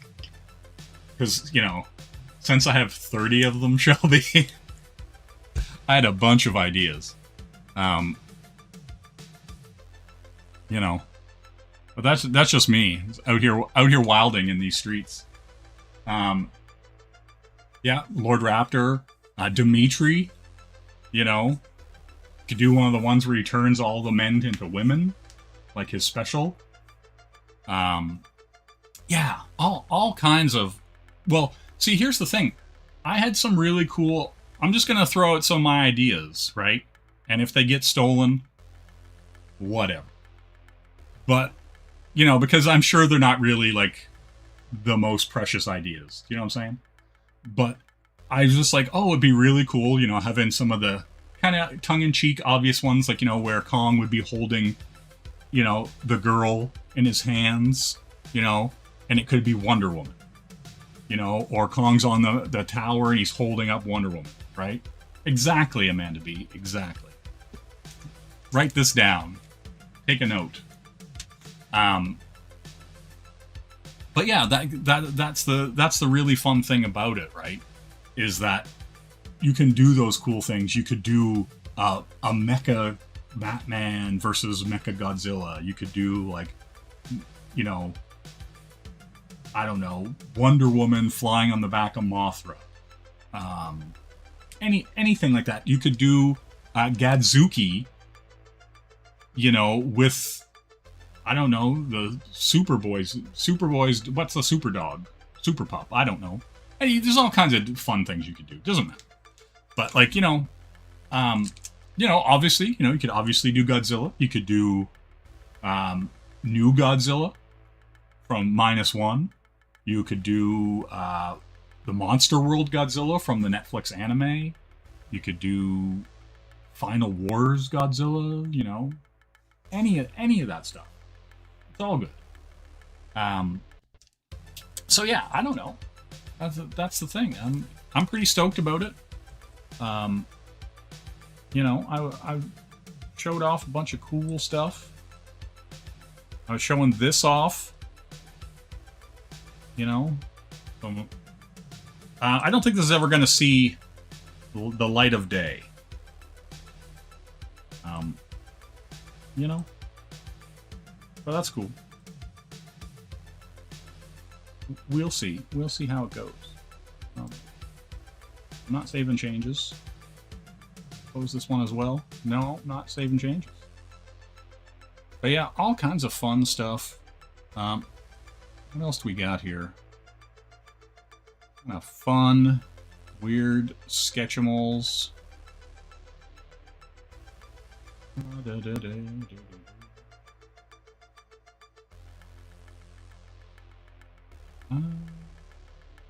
Oh, I was doing this. I was having fun with this. I didn't. This didn't go anywhere. Right? I was sketching around doing this kind of like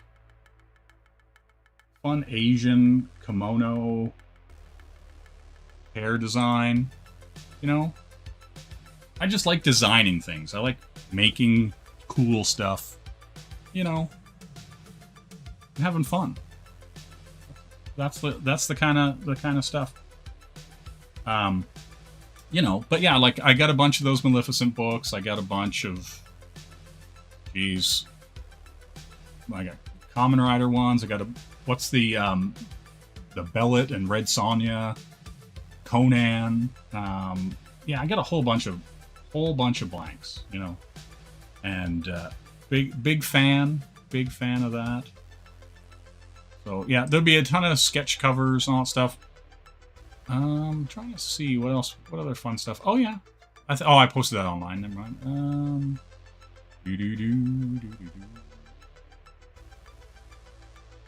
See what we got here.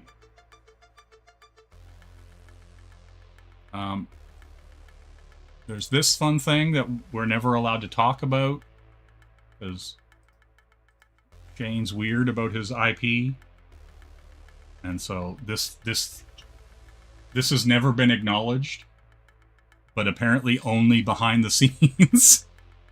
It has been like, hey, that's pretty cool. But people are very protective of their IP, and so a sexy girl cannot be officially connected to these cats. So, you know, it's fun, but it is what it is. Conan is good stock. Anyone in the chat with blank sketch covers, Conan ones are pretty good for multimedia. Oh, really? Yeah, I was actually really concerned about that. Like, I was thinking I was going to stick like a card back in between them all, just so that, like, you know, no inker. It's Shane approved, not publicly endorsed for sexy lady reasons. Apparently, we'll put it that way. I heard that it was enjoyed by Shane, but he can't, quote unquote, officially acknowledge it or have connection to it because Shane is very weird about his IP. You know what I'm saying? But I do like this. This was fun. You know, this was super fun. I like the little green cat who's like holding up the Nissan Cube just enough that it tilts it a little bit when she's holding it. You know, fun like that.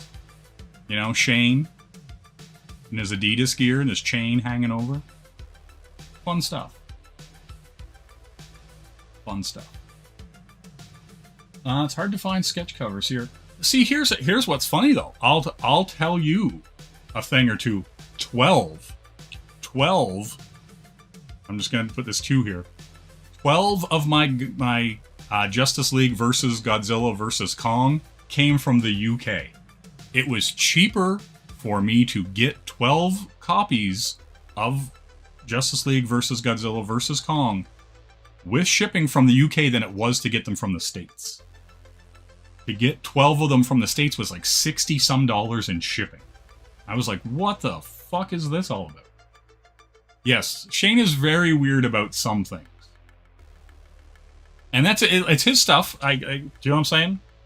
I'm not faulting him for it. His IP, he can do whatever he wants with it. But yeah. So yeah, like that's the thing.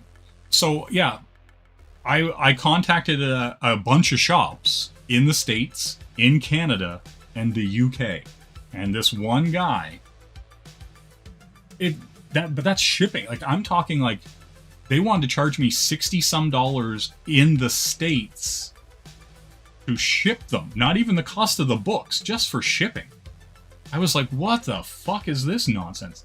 And I got them from the UK for like $25. The shipping was $25. I'm like, get the same amount from the States and pay $60 some, or get the same amount from the UK and pay $25. Right? That's where I got those last 12 Godzilla blanks. And then, And then I got some from the Canadian comic book store in Toronto. That guy sent me a bunch of them as well, which got me up to 30. So yeah, it was like fishing for gold. Like, it was really hard because like a lot of the places wouldn't even sell me more than one, right? Like, I messaged a bunch of shops and said, hey, how many of these are you ordering? And I even had one guy that I ordered 5 or 6 from, and 5 or 6 from, and then he canceled the order on me, and he said he wasn't sure he was going to be able to fulfill the order. So I was like, oh man, and he refunded me my money and all that kind of stuff. So I was just like, okay, cool, whatever. But I ended up getting as many as I wanted. So that was awesome.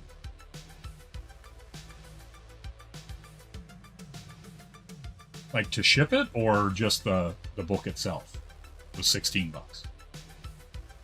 That's like $20 Canadian. Not a fan. Not a fan at all.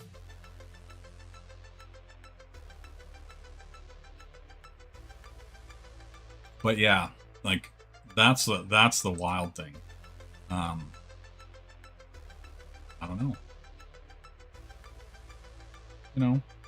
Fun stuff. Oh, hey, I'll show you guys something weird and something raw. Yeah, that'd be cool. Here's the raw. Here it is. Here's the raw art for the Extreme 93 box art. That's something many people probably have never seen. Is just the raw Extreme 93 art. Yeah, we'll zoom this puppy in here. That's what I'm talking about. Oh, yeah, Shelby, you sent me one of those mom sketch cover too. I'll get you someday. I'll get you back for that someday. Someday, Shelby. Not today, maybe not tomorrow, but someday. And for the rest of your life, I'll get you back for that copy of Mom. But yeah, this was fun. This was a fun get to do. And I even have it. Look at this. This is the future we're all living in. I have that majestic puppy right here. What do we got here? 4? Yeah, woo. Yeah, Johnny Phantasm cover and the art.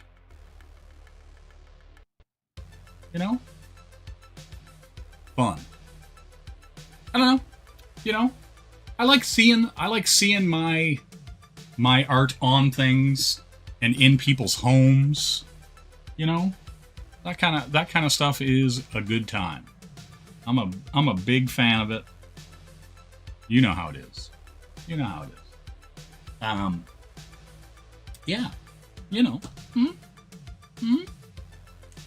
But yeah, like, I don't know. I still think to this, like, it's really cool to me whenever I saw people framing that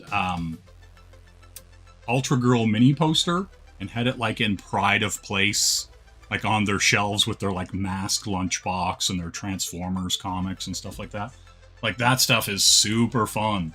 Like, and super exciting to see when people are like, hey, I put your art in the same pride of place as I do with a Transformers piece and a mask piece and a G.I. Joe comic and that kind of stuff. Like, that's just cool. Like,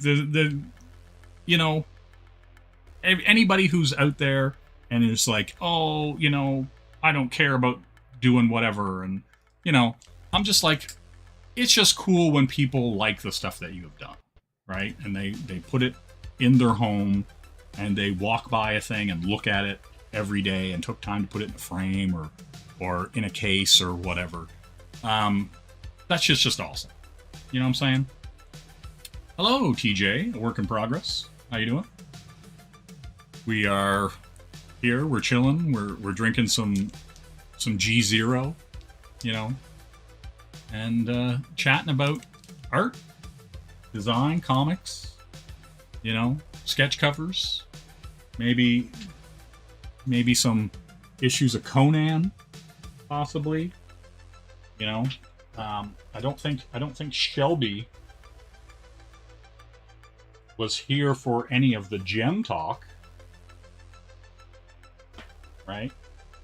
Right? Was he here for Gem Night of 1,000 Earrings? I don't think he was. Was he here for Gem Battle of the Bands? I don't think he was. Was he here for Gem Spoils of Success? The reason why I was looking at these, Shelby, and exactly, you're here for the Misfits. The reason why I was looking at these is because all this art, man, we'll get back into this right quick, because at least Shelby will appreciate this, right? A lot of these other ne'er-do-wells, like the Noahs of this, the Noahs of this fine community, don't appreciate this incredible Tom Tierney art, right? And Shelby may or may not be aware of Tom Tierney, who did a lot of those paper doll books in like the 70s, 80s, 90s, like, you know, Marilyn Monroe and Lady Di and all that kind of stuff.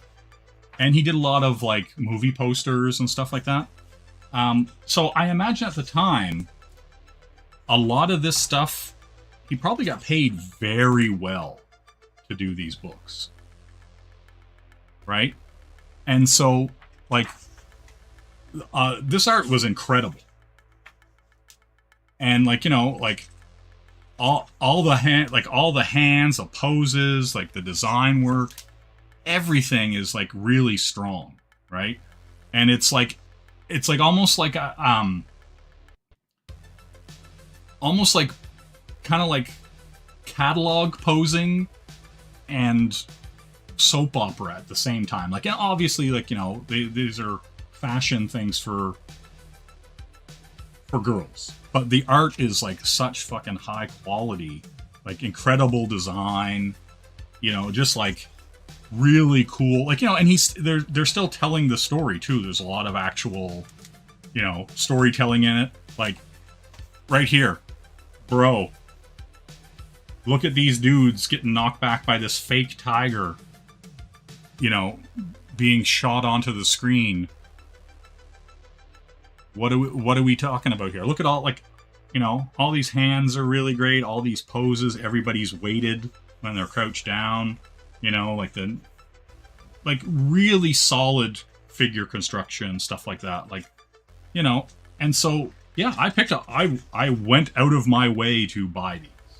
You know, I hunted these down because I was like, what the hell is Tom Tierney doing gem books in the 80s, right? And like all the art is like super top notch. Like even all their hand, because like all the fingering they're doing while they're playing their instruments and stuff is intricate. Like, you know, he's just not drawing the same hand over and over again. He's not covering, like, you know, like that's the thing. Like this stuff was great, right? Like understanding children's height. Like he can draw children,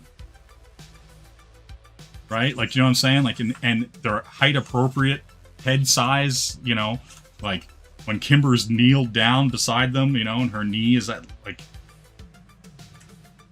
perfection. You know what I mean? Like this guy was getting shit done, you know, and this wouldn't have been like, he wouldn't have done this work for peanuts, right? Like that's the thing. Like if you know who this guy is, these books are wild. And so, like, you know, he's painting, like he was painting this entire book. These aren't crapped out. Like everything is super clean. Like that is the thing. Like, you know, like a lot of people would do well to even draw this well. Like, do you know what I'm saying? Like, and like he's got like big crowds of kids and like, you know, everything. It's not an enabler, Sumo. You know what I'm saying? Like, a lot of people couldn't get this much expression in a comic book panel if they tried. There's a lot of people who, they can draw big burly dudes, but they can't draw women. They can't draw subtlety. They can't draw hands. And when they draw women, they're just smaller, square men, right? And so, yeah, that's the thing. Like, you know, and it's like, I've said it a billion times, like, you need to be, you know, sure, you need to be able to draw big muscly dudes, but you also need to be able to draw women. You know, if you're gonna do a lot of, like, you know, the sumos of the world want to buy sexy lady art. They see you later, Hockey. Merry Christmas, Happy New Year. If we don't see you until then, have a good one, buddy. But yeah, like, you know what I mean? Like, a lot of this art is great. Like, I also thought it was really neat that he changed her hair design. He changed Roxy's hair design. And yeah, like you know what I mean? Like, he's just drawing crowds of people. Like a motherfucker. He's just out there doing really cool shit. Yeah, and it all looks great. Like, he's just got, like, you know, these really nice insets and everything like that. Yeah, these are all golden. There are a bunch of these golden books. He-Man, Transformers. There are like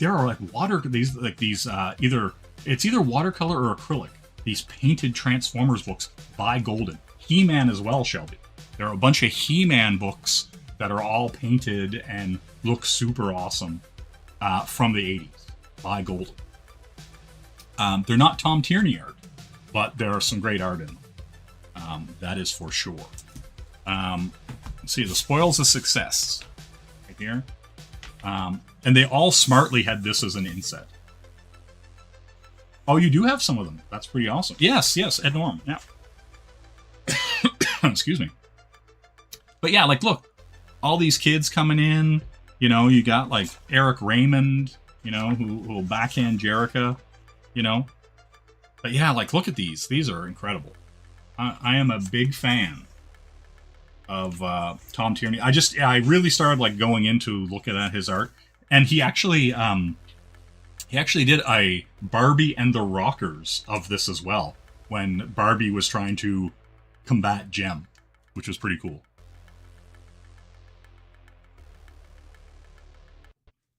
So they actually hired Tom Tierney to do the rival Barbie and the Rockers book as well, you know?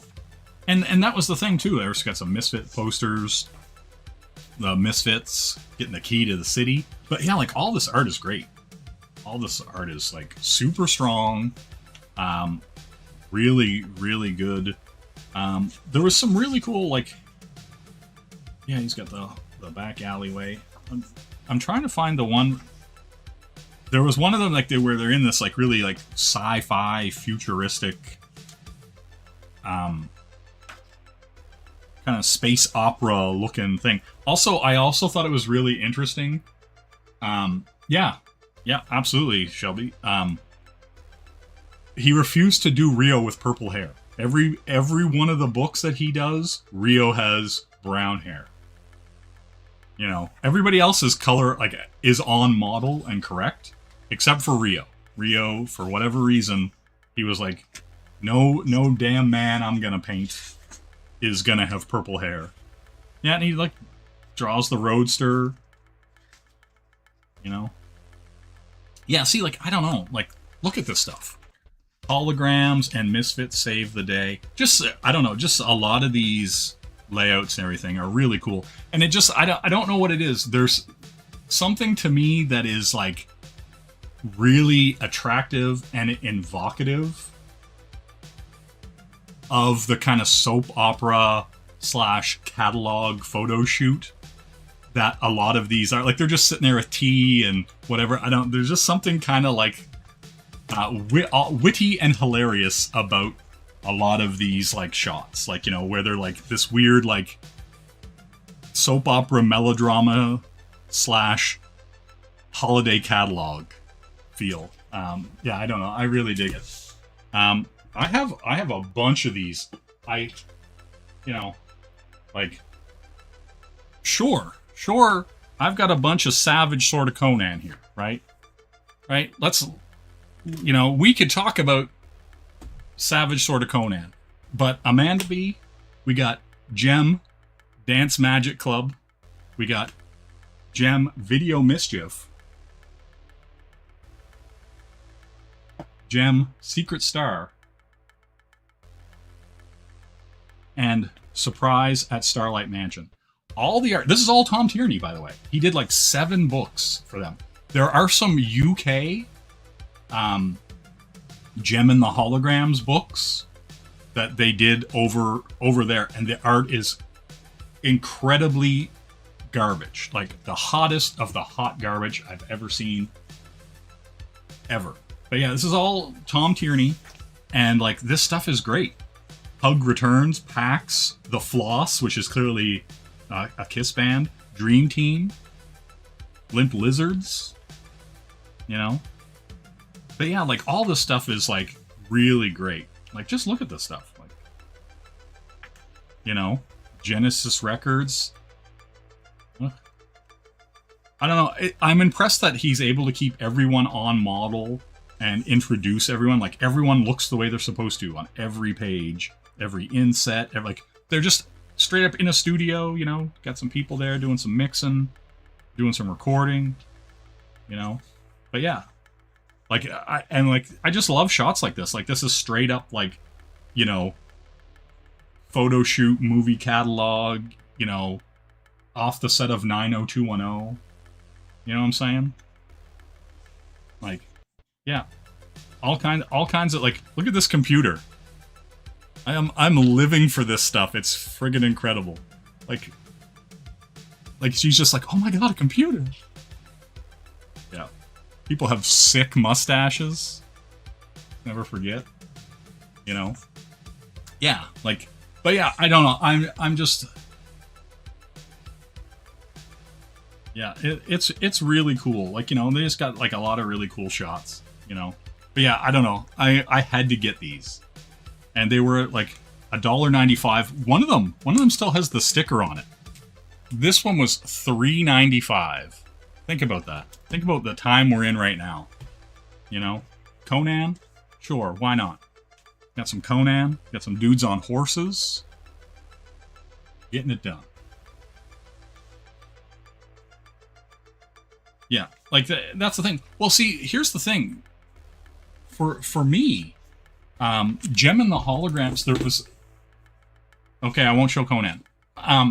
For me, Gem and the Holograms kind of became this weird thing. When I was a kid, there was like an hour. There was like an hour-long block of robotics, Bigfoot, and Gem. And they just had... They cut out the openings and endings. Like, like where they played the theme and the part of the credits.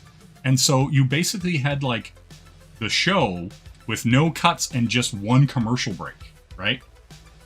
And so it was like an hour of robotics, Bigfoot, and Gem. And I just watched it every weekend, right?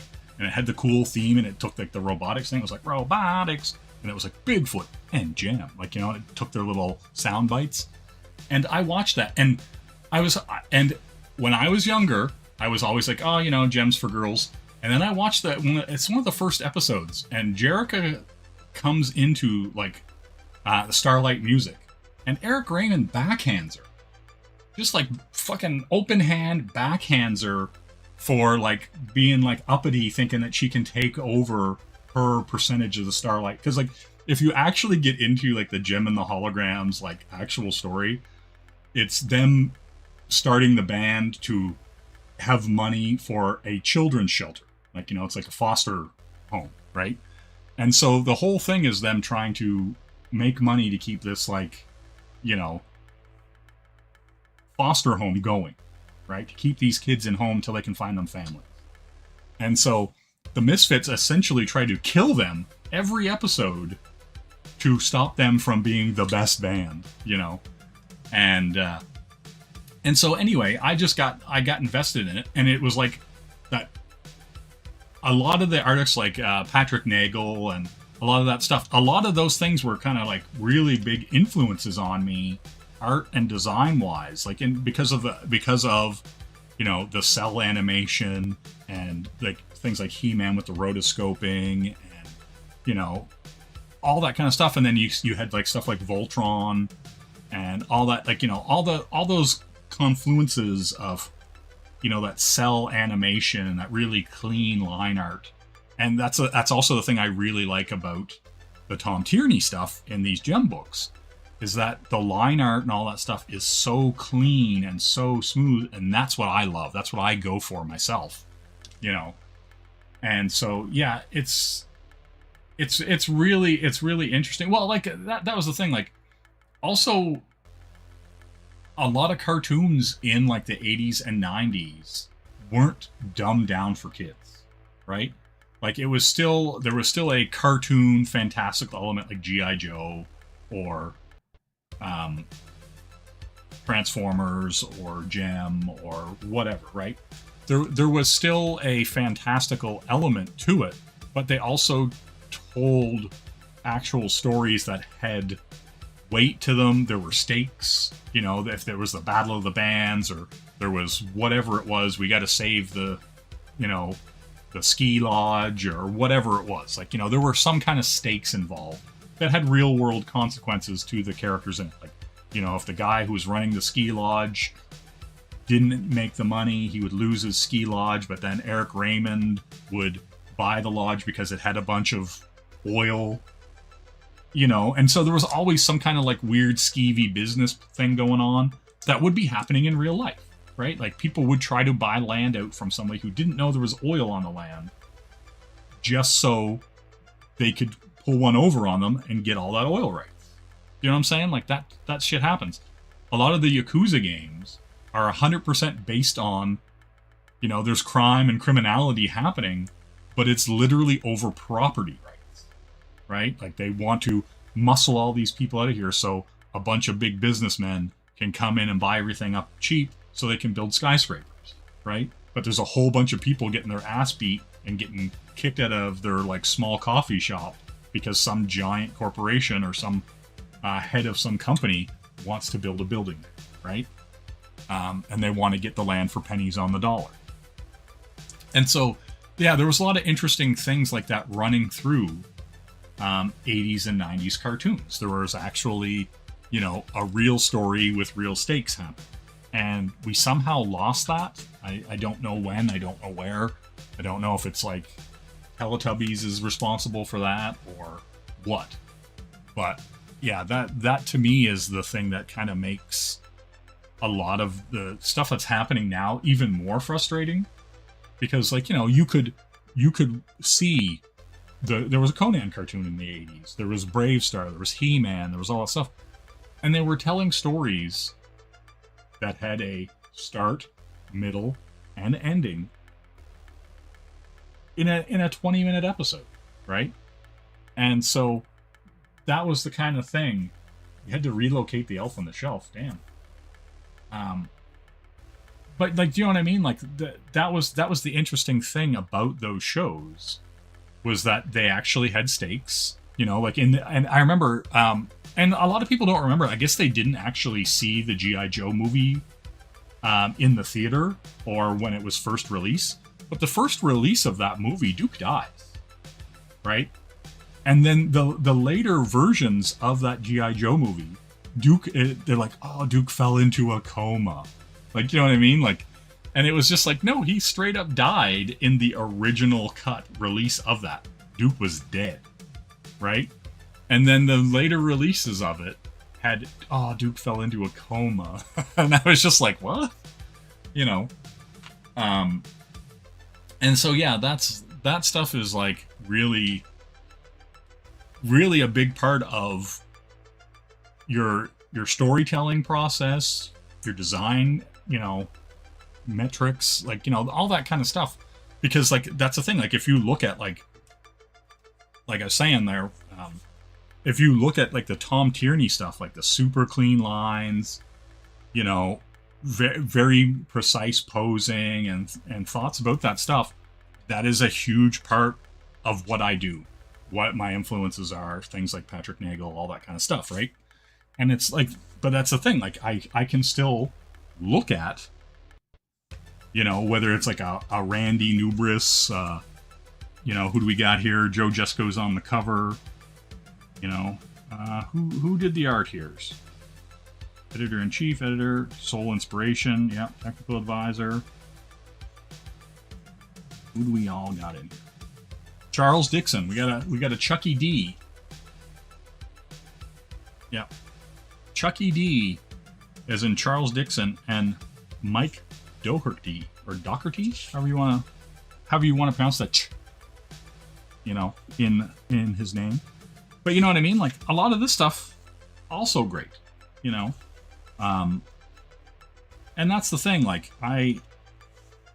I'm a big fan of many forms of art, many styles, and I like to take what works for me out of them, right? And you know, that's the kind of thing. Like, I don't know. Like, that's the thing. Like, if I was doing some of this stuff, I would make different choices, right? Like, obviously, like anybody would. But it's also the thing, like, you know, when you look at some of these faces and some of the people, you know, you kind of go, oh, yeah, you know, they don't stay on model because they were cranking these things out, right? They had short deadlines, and the work is amazing, oftentimes in spite of those deadlines. And maybe sometimes because of them, right? Like, because nothing like a time crunch to make you think about doing things in a different way, right? And so, yeah, a lot of that stuff is really cool. But, you know, but at the same time, you'll definitely flip through these books and just be like, what's going on with this guy's face, or what's going on with this guy's hand, you know?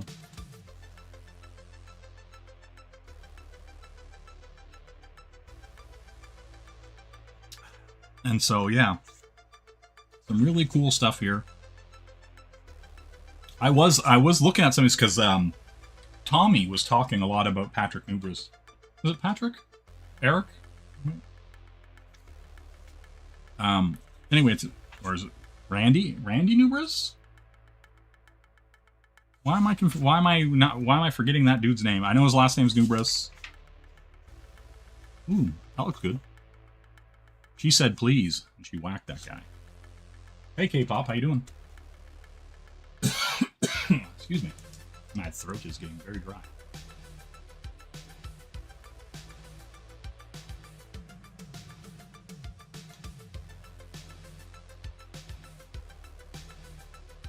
The acorn that becomes a tree in the house that moves out of the city was a major influence. Oh, okay, cool. I gotcha. But yeah, we got... See, now that K-pop gets here, you know what I get to talk about again? Alright, K-pop. We got these Gem and the Holograms books. I'm not gonna go over and through all of them again. But I'm gonna just show them off briefly. You know what I'm saying? Right there. Tom Tierney did all the art in these Gem books. They're excellent. He also did a Barbie and the Rockers book. Because Gem was so popular, they hired him to do Barbie and the Rockers to combat the majesty that is Gem and the Holograms. Alright, anyway.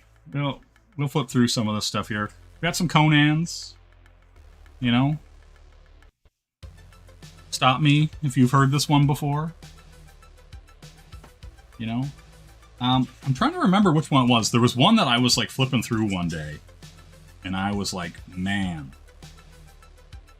This is crazy. Like, there's a bunch of guys fighting on some stone steps, and it looked really like a lot of it. Like, look at this. Like, okay, let's get hype about Conan. You know, look at these beautiful vistas. Who do we got drawing this before I get wild in here?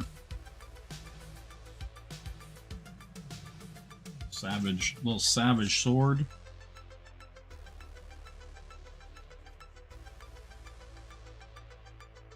Oh, so it's what, Dixon and...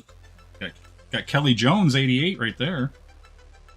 You know what I'm saying? Little Kelly Jones. Next Blood Part 2. Return of the Iron Damsels, Dixon and Quapis. Yeah. Yeah, so we got Chuck Dixon on co-plotting and script. Gary Quapis. Co-plotting and art. Oh, did they do the Marvel method on that? You know what I'm saying? You know, we got some good stuff here. We got some good stuff. Like, look at this. Like, look at these huge crowds. I think this was the book that I was thinking of, where I was like, man, this looks great. Because, like, look, you got this nice big double-page spread. Got a couple, like, a nice little establishing shot here. Shows the city. And then we're right through the front door. You know? Big fan, big fan. You know, you need that double-page splash. Like, yeah, look at this. And look at all the people. Look at all the people in every one of these shots. And they all look good. You know, except for that guy. He looks like Curious George, but we'll let it slide. You know? But yeah. Some really good stuff happening here. Yeah, this is the one, because I remember Conan having his way with this lady. You know what I'm saying? Yeah, see, there's a lot of great shots in here. Hey, look at that. That's for sumo. You know what I'm saying? And I like how they kind of show like the lighting through the window, like, you know, as you have here, crisscrossing her. Pretty cool. Yeah, like look at these. Look at this. Look at this perspective. Got everybody here. This guy's giving me the stink eye. I'm not a fan. Yeah. But yeah, all this stuff was great. Like a lot of these books, like I'm just baffled. Like, look at all these people. That's like a nightmare. Like, and you know, I mean, yeah, there are a whole bunch of tricks for that, like stuff. You know, the obvious stuff, like it's like how many heads, you know, to the quote unquote ceiling for the perspective to be correct. Which I'm not sure is actually right there, but I'm gonna overlook it. I'm gonna pretend I don't see the incorrect perspective. Yeah. But yeah, like, you know, overall, great looking stuff. That is for sure. Zero qualms. And see, like, there's the thing I also find interesting. Panel border, no panel border, and the only part of the panel border that they keep is the land. That's kind of neat. I do like that. It's an interesting. It's an interesting way to break it up from like movement to movement. I do like. Definitely like Swiss cheese, like a bacon mushroom melt. But yeah, like all these, the art's great. Look at these pigs. Yeah, all the I do like all these fights on the stairs. He's running through all the look at all these horses too. My God, there it is. Yes, this is the one I was thinking of. I'm glad I pulled this one out. Because like, you know, I think about this shot. Look at this double page spread of him just killing all these dudes. Guy coming up on horseback. Like, look, guy's coming out in the corner. Like with the stairs. Like, you know what I mean? Like he's just up there and he's like, I don't know if I want any part of this shit, dog. I'm gonna get the fuck out of here. You know what I'm saying? He's not necessarily coming down. He's gonna like be like, I don't know, I was asleep. You know, when all this happened. You know, because like they are just going to town, and it's like so like the guy's got an arrow in his eye. Great. But yeah, like I look at this and go, my God, the amount of time that it would take me to do this. Yeah, and like everybody's so full of expression, or like getting their head cut, like that guy's eyes are bulging, you know? Man, I'm telling you. You know?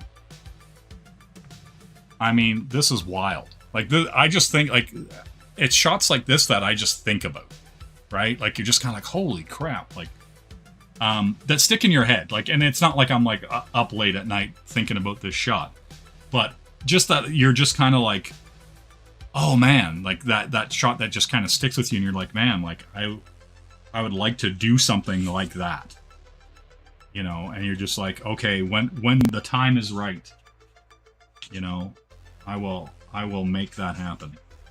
But yeah, there's just so many like large group shots, and the fight breaks out into the streets. Yeah, like that's the thing. Like, you're right. Even the horse has the expression, you know.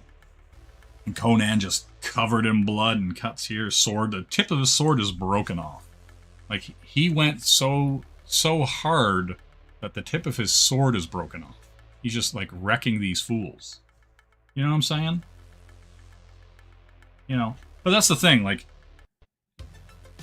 I'm a big fan of, you know, the compare and contrast between something like this, like Conan, and, you know, you're drawing these big buff dudes, to the gem stuff where you're drawing these really clean, soft ladies, and, you know, the juxtaposing of the beauty, you know, and the strength and the design and stuff like that. Like, yeah, I just love that part about character design and art, and, you know, just through virtue of the way you draw women, you know.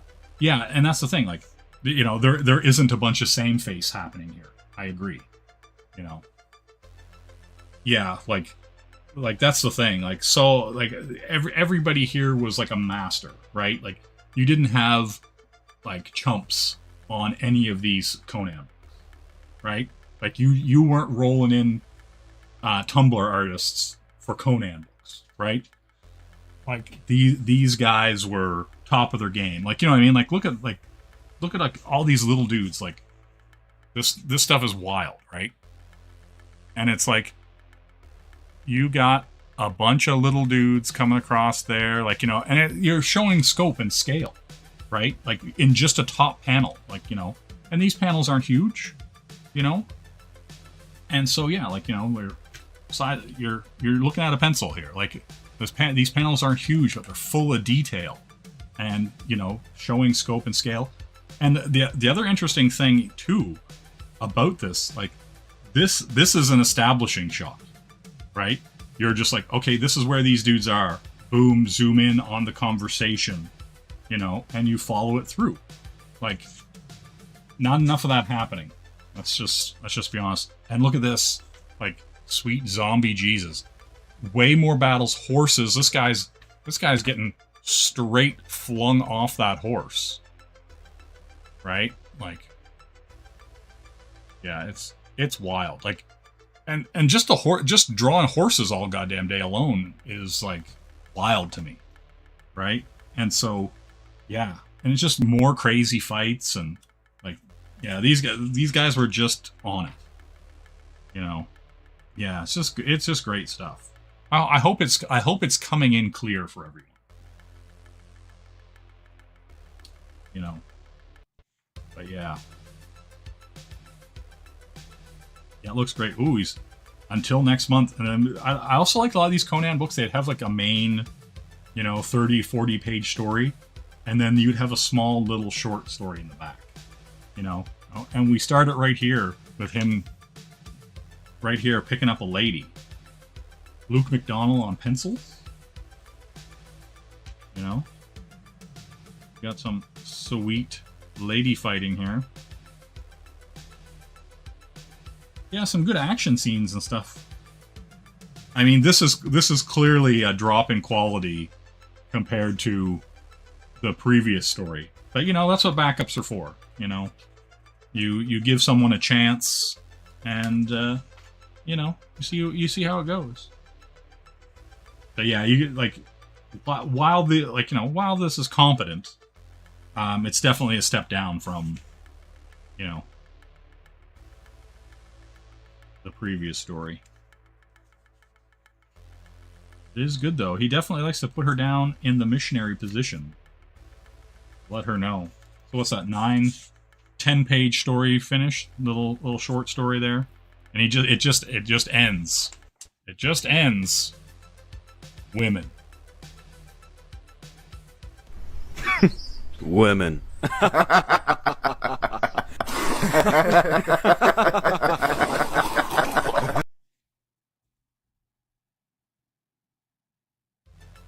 You know? That's just how it goes. What else we got here? Man, these are in great shape. I'm not gonna lie. You know? But yeah. Here we go. Fighting a big snake.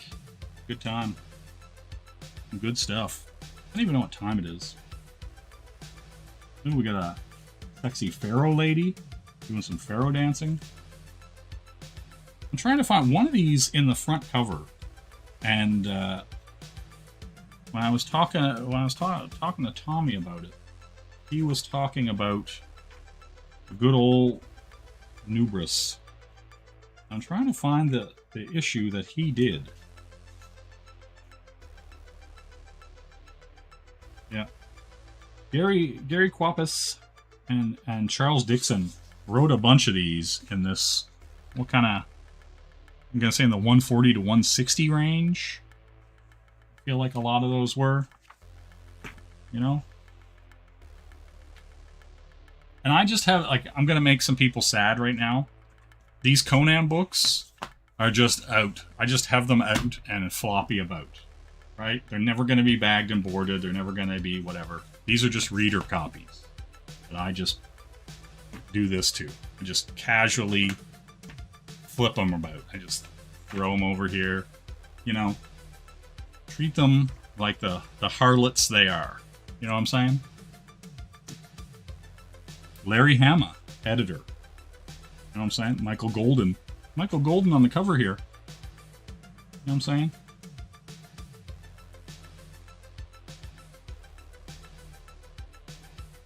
Are they? You know, I could get an omnibus or two. Ah, here we go. Plot and art, John Buscema. Dialogue, Michael Fleischer. See? We got some tight Johnny B art up in here. And this was actually a really good story. I read this, geez, I don't know, a year or two ago, when I first picked this one up. Because a lot of these I just kind of picked up. Yeah, you know, but like, it's a lot of the books and a lot of the stuff that I have, you know, as a comic collector, you know, you're expected to revere some of this stuff, and yeah, oh yeah, full backgrounds and stuff like that as well. Yeah, like it's really cool. Like, I mean, you know, you're still gonna get your, hey, I don't got all day, I'm just gonna draw these people in shadow and throw a hand up in the air, or no background at all or whatever, because it's not always necessary. Like, you know what I mean? Like, there's no need to draw the Sistine Chapel in the background of a guy going, hey, what up, yo? You know? So yeah, like, I get it. Like, you know, it was overly used. Like, the no background and a person just standing there was overly used in the Image days. Like, they just did it, like, you know, as an exclamation point. It's like, here's a dude standing there on a white background. Have fun. You know? But yeah, like, a lot of this stuff, and like, yeah, a lot of really great line work and stuff here. Very impressive. Very impressive ships. Ships. You know?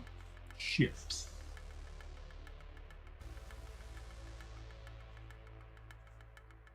Yeah, I mean, that's the thing. Like, I'm very glad I'm moving into the new place, because it will give me a lot more room. And I'm kind of running out of room as it is. So, you know. But yeah, some sexy sea lady. Hello. Look at these guys. Little tentacle men. Very nice. Oh, we got a breast there. a naked bosom. Very nice.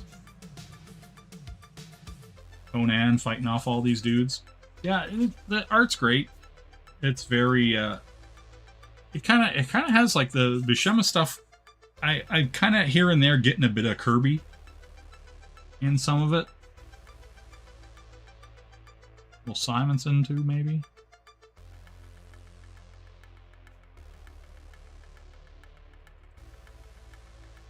I dig it. I dig it. Yeah, like, see, like, that's the thing, like, and you can't really fault a lot of this stuff, like, when you're like, oh, there's no background, or there's whatever, because, like, you'll have a panel like this, you know, where the waves are crashing, and the head's coming up, and then they'll do this, where it's like, here's the ship, and then there's the tentacle dude, and you don't need everything, you're just establishing a point of place, right? You're establishing them in a space and time. Right, so you don't need to draw every grain in the wood, right? But then when there's motion action coming, you know, the suggestion is that he's turning to fight, right? Just through line work.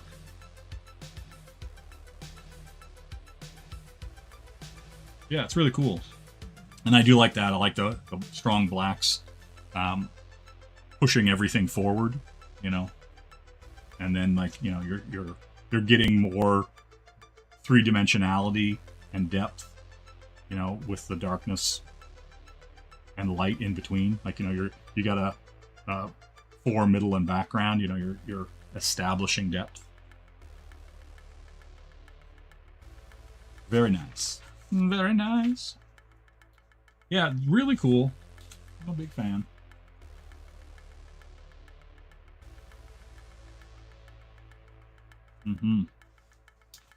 Alfredo Akawa inks over Buscema is my favorite issue. Not very many of them.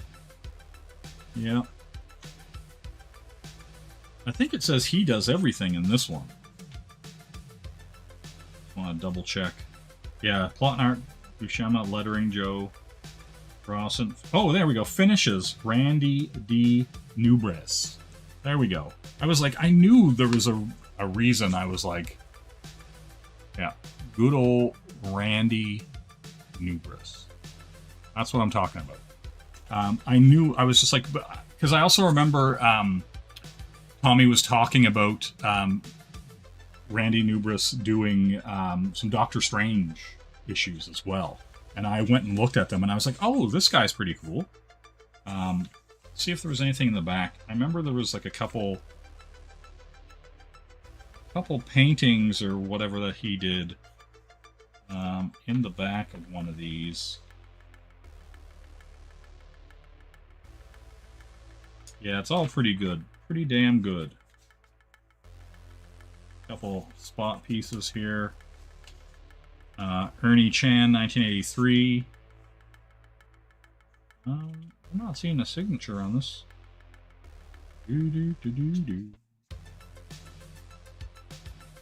Scribe. Yeah, really cool. Really cool. Let's see here. I'm gonna flip through Stan Lee Presents. This cover, for whatever reason, it's like a G.I. Joe vibe. I don't know why. Is it because I think this guy is Cobra? Is that why? You know? Good old Larry Hama. We got one here. Layouts, Val Merrick. Finishes, Ernie Chan. So he got his art in the last one. But yeah, look at these, like, these big battlefield shots, man. Just wild. I like this. He's like hooking up with this lady, and then the bandits come. Crowns Thunder, the Brotherhood of the Falcon. You know, he was about to smash that lass. You know what I'm saying? Finishers? Well, typically, like, say somebody like John Buscema just did the super rough layouts, right? And so he would go in and do loose pencils and do whatever. And then he basically is setting up everything. And then somebody else would come in and either tighten up all the pencils so that it was finished for someone to ink, or they would just go straight to inks and do all the detail work. So they would technically finish it. And it's just more, tightening up everything, bringing it to a place that's past rough layout, right? To get it to a printed state. And so, yeah, so if it says finishes by somebody, it means that, like if Jim Lee did all the roughs, and then they had Michael Turner or Mark Silvestri or whatever do the finishes. Not really an art editor. It's kind of like somebody who comes in and does finishes is basically just coming into, like, say I sketched in these guys, right?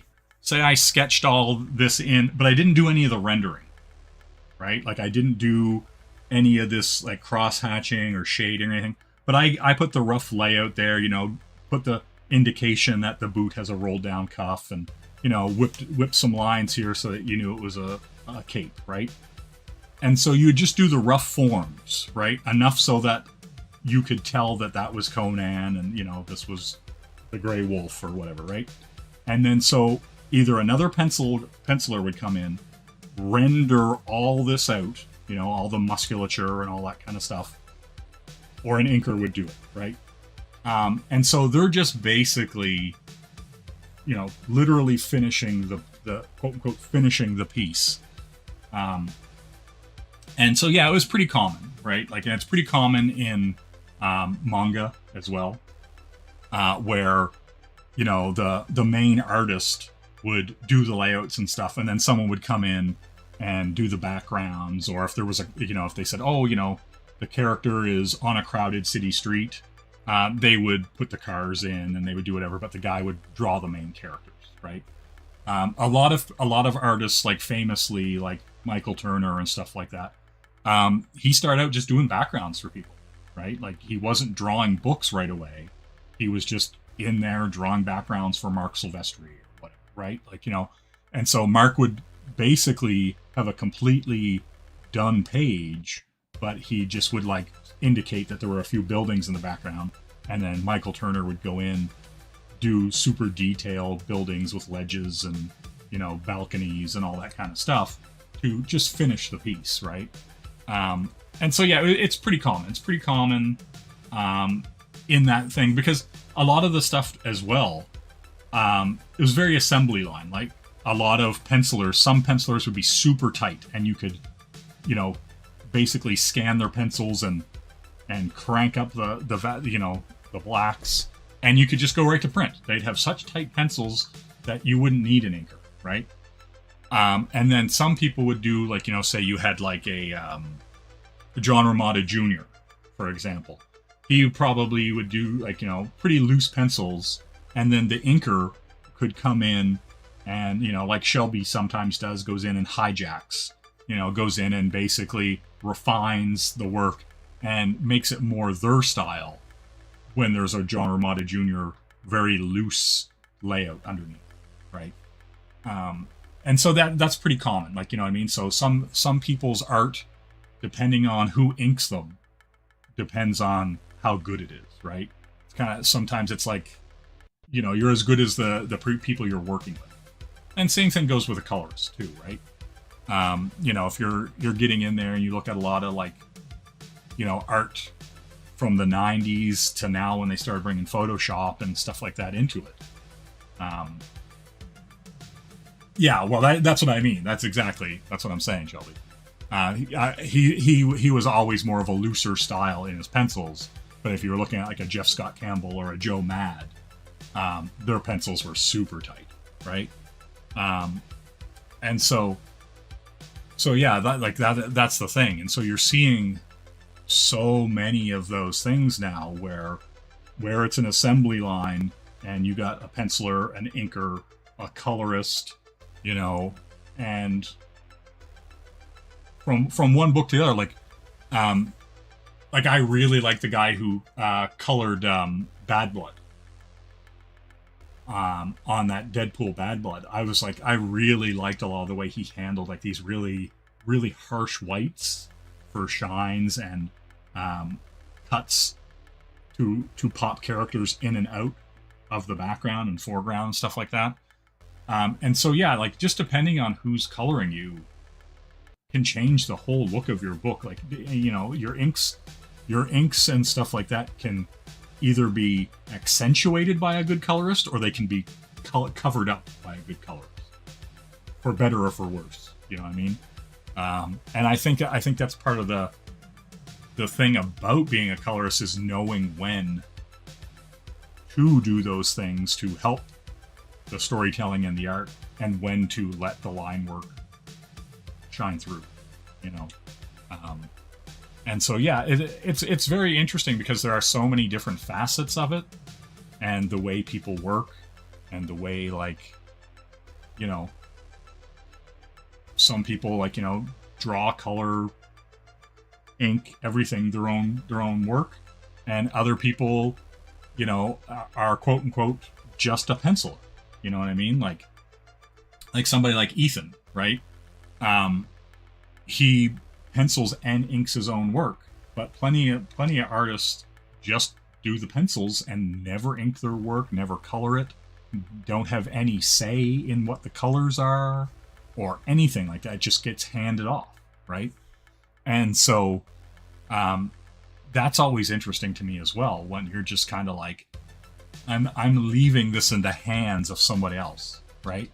Who could ruin everything I just spent all day working on, you know? And yeah, I don't know. That's one of the reasons why I started learning to color, right? Because I was like, a lot, you know, relying on other people, for one, is always risky. And, you know, expecting people to come through on a regular basis, also always risky. And so the less you can leave to chance, the better it is overall, right? Because like myself personally, I wouldn't want somebody else coloring my work, right? Because a lot of the times when I'm doing a layout or sketching things out, I'm thinking about the color as I'm doing it. Like sometimes I will have a rough sketch of something and I will throw color onto a layer just to kind of get the feel for it, because like the color will kind of make that shape look like if it's going to work or not, right? And so sometimes I'll throw color in just to see if it works, you know, and then I'll go, oh, I don't like that, it doesn't look right solid, right? And so I'll change the pose, or I'll change the angle, or whatever. And so I don't know, I think about things with color, even when I'm drawing, you know, the loose sketches, you know, to build up to the final product. And so a lot of times I'll just throw color in between the getting things to clean lines and stuff, just to see it. And so yeah, I don't know, that's why in a lot of ways I feel like, you know, yeah, and that's true too, like and that's kind of always the struggle too. Like, you're like, as an artist, you're trying to learn your craft, get the things out of your head, but also experiment and try new things, right? Like, I don't want to be the guy who draws same face. I don't want to be the guy who, you know, doesn't learn to color his own work, who only is a penciler. You know, I don't want to be the guy who, you know, just gets to a certain point and then stops learning, right? And so that's the thing. Like, in my opinion, if you stop learning, it's over, right? Like, once you think you know it all, you're fucking done, right? Like, if you can't find it in you to go, okay, I want to understand this program, or I want to understand how ambient light works, or bounce light, or rim lights, or any of that kind of stuff. Like, you know, when you look at how lighting works in video games and stuff like that, where they're using ray tracing and all that kind of stuff. Because understanding that is only going to make your 2D hand-drawn stuff work better.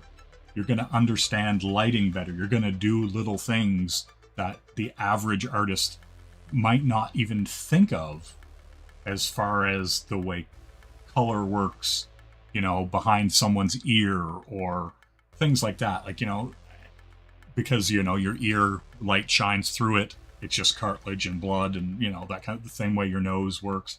Light works in a different way, you know, when it passes through it, like all that kind of stuff, right? And so, yeah, like when you're learning about that stuff and learning how to color and learning how, you know, metal versus leather and all that kind of stuff, how different fabrics and textures work and how you represent them in your art, so that when someone looks at it and goes, he's wearing a leather bomber jacket, right? That you understand it's leather. That kind of thing. Like you always want to be expanding and learning. Like it doesn't make sense to me to be like, okay, you know, that's all I'm gonna do. Excuse me.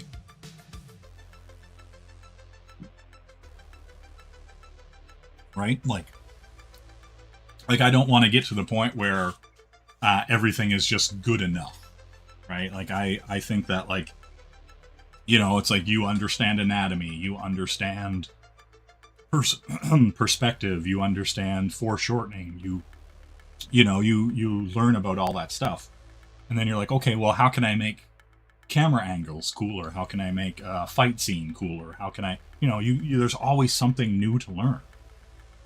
And so, you know, or like, how do you make a car chase work in a comic book? You know, that kind of stuff. And so there's, you know, because then you have to learn different things. You have to understand storyboarding. You have to understand that, like, storyboarding and comic paneling are similar, but they are very different, right? And so when you're looking at, you know, just like any page in here, right? Like, yeah, it's comic pacing and paneling and stuff like that. But, you know, you can do different things with comics that you can't do with movies or storyboards, you know, for animation or whatever, just due to the nature of the page turn, right? Like, you know, you can do certain things with movement, with, you know, eyes to just to suggest movement, just to, you know, like when he's getting punched in the face here, you know, there's the movement there, and you really want to convey that. You know, you want people to go, oh, someone got whacked in the face, you know, all that stuff. So yeah, I don't know. It's for me, it's you know, seeing what other, like, you know, if you're looking at manga and why that's so popular right now, if you're looking at, you know, anime and what's popular there, if you're looking at like 80s and 90s anime and what was really wild about it and different compared to, you know, Disney animation or Bluth animation, all that stuff is really interesting, and you can see what made it interesting. And even if like you're not going to draw things in a Don Bluth style, or if you're not going to draw things in a Mobius art style, there are still things you can take from it, that the understanding of what they're portraying, whether it's, you know, landscapes, or when you look at a Mobius drawing of a city and how dense and complex it is, you can bring that density and that complexity into your work, and it doesn't have to look like a ripoff, or it doesn't have to be a direct, like, you know, copy paste of that. But your understanding of it is important, and it adds to your own work, right? And that's the kind of stuff that, like, a lot of people, you know, whenever they dismiss anime or dismiss manga or, you know, dismiss French comic books or, you know, bande dessinée, whatever you want to call them, European books, that kind of stuff. If you just dismiss certain things at a hand, you're missing out on a lot. You're missing out on an opportunity to learn, you know. And I get it. I know a lot of people don't want to learn for whatever variety of reasons. Like they're just like, oh, I'm good, you know, with the things I know because I understand, right?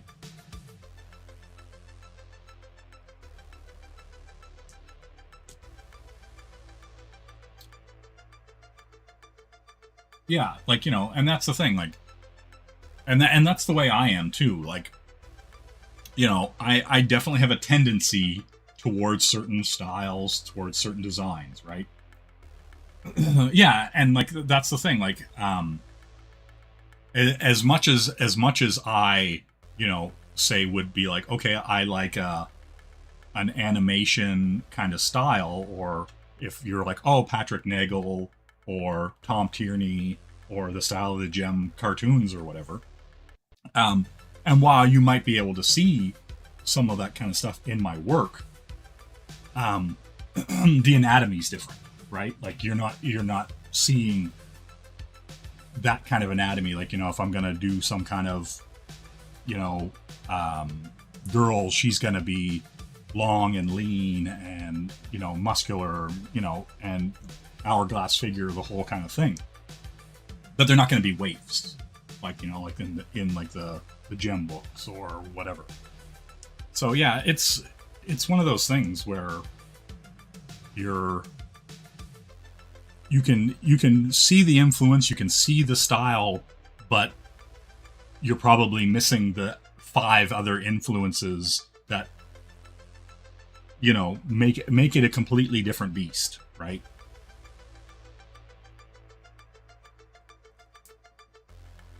And like that's the fun thing about it. Like,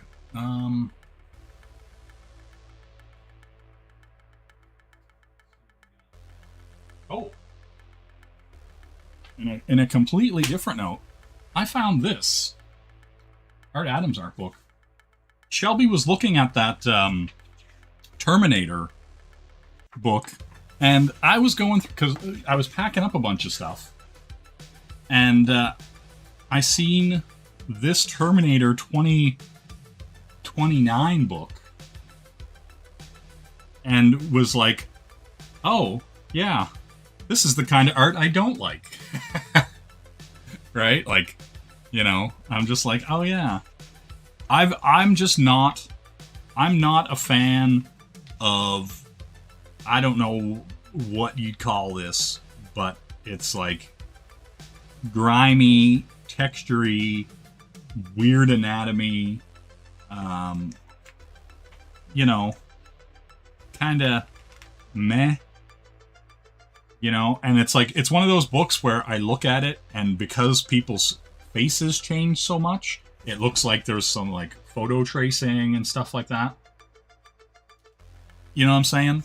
And like, I don't know, it's one of those things, like once I start seeing like straight up, like you used a photo for reference and just dragged and dropped it in here, that stuff gets annoying to me. Like, right, like if you look at this face here and here, right, you're not staying on model with this face right here, right? Like this face here, different guy than the weird looking guy that's in this panel, right? And same with her face, like, you know what I mean? Like there's no staying on model, like that is clearly from a photo, right? Like there's just, you know, that's the kind of stuff that gets me. Like I don't care if you use reference, right? If you look at people and you're like, oh, you know, like you see a shot in a movie and you're like, oh, I love that. Use it for reference, but don't fucking trace shit, right? Like you can be like, okay, I like that shot, or you can be inspired by a shot and whatever. But man, like, and like that's the thing. Like if you want to trace a gun or you want to trace a car, whatever, I don't give two fucking shits about it. But your people, your faces, your anatomy, all that kind of stuff, your posing, that should be you, right? Like, I don't know. I have weird, like, you know what I mean? Because, like, that's the thing. Like, typically, if, you know, you've been doing this art thing for a while, you can draw a car. You can lay out the grid and, you know, you can make your little rectangle box and you can draw your car and you can put your thing in, right? But do you want to spend 10 hours laying out the grid, roughing in the car, making sure your perspective's all correct? Or do you just want to throw a car in, right? Like, I get it. Like, you know, there's a certain, like, time versus someone's going to look at that car and then flip the page, right? I get it, right? There's certain things where I'm kind of like, yeah, whatever. You know, but like at the same time, like a lot of this art just in general is inconsistent, I guess would be the best way to put it. Like, you know, you're going from like, what is that face? That's the same character that was looking down with a gun. You know what I'm saying? Yeah. And I agree, right? Like, and that's the thing. Like, and I think also, Shelby, like, and I agree 100% with the who drop and trace photo with stylized shadows, like, right? And it's always like the heavy black stuff and whatever. And I think that's a big, like, that's like one of the big reasons why I will do all the sketching and I will do all the line work, and then I will clean it all away, like we talked about it before, like the Pat Lee. He'll do the whole pencils, but then when you get to the actual coloring, I remove a lot of that underwork so that the anatomy and the faces and the body and the like and the line work is super crisp and super clean and very obviously like this, right? Like, I'm going to go in and slide off. I'm going to go in and I'm going to sketch this whole thing out, right? Like, I'm going to do all this, but then I'm going to clean it away so that you have this like really clean, crisp image, right? And I'm going to take all this away, right? And so that you just have this really clean, crisp image. The line work is all there, right? The ripples in the pants, the way everything hangs, the boots, the everything, right? And so, you know, I'll do the roughs, I'll do the whole thing. Right? Like, and that's the thing. But like, I want the art to be clean, right? Like, I don't want a bunch of cross-hatching and a bunch of nonsense in it that hides poor anatomy, right? I want you to see the anatomy. I want you to see the shapes and be like, yes, that is what it is, right? Yeah, with like a lot of this stuff, like I want all the stuff to be crisp and clean, because you can see poor anatomy in this style, right? Like, you can go, oh my god, that leg is messed up, or this face is messed up, or that arm or body is messed up. But when people put a bunch of heavy blacks and cross-hatching, a lot of people mistake detail for talent, for understanding anatomy, understanding the thing. And so they're like, oh my god, his art is so detailed. And you're like, yeah, but you erase 2 lines and that arm is jank. That's super jacked. It looks terrible, right? And so, yeah, like that's the thing. We're gonna purple hair. We're gonna purple hair him into Rio. All right, hold on. Grab this color. Grab this color. And I think that's the right one. There we go. His hair is now purple. He has purple hair. Purple hair Johnny. Yeah, like, but like that's the thing. Like that's kind of why I go through the effort to clean things up, to make things look like this, because I really like that clean animation style. Rio Phantasm doesn't know. He has no idea who Jem is. I'm gonna close this. I'm gonna close this also. But yeah, like that's the thing. Like, I love this stuff. Like, I love doing designs. I love, drawing characters, and I have a somewhat realistic style, right?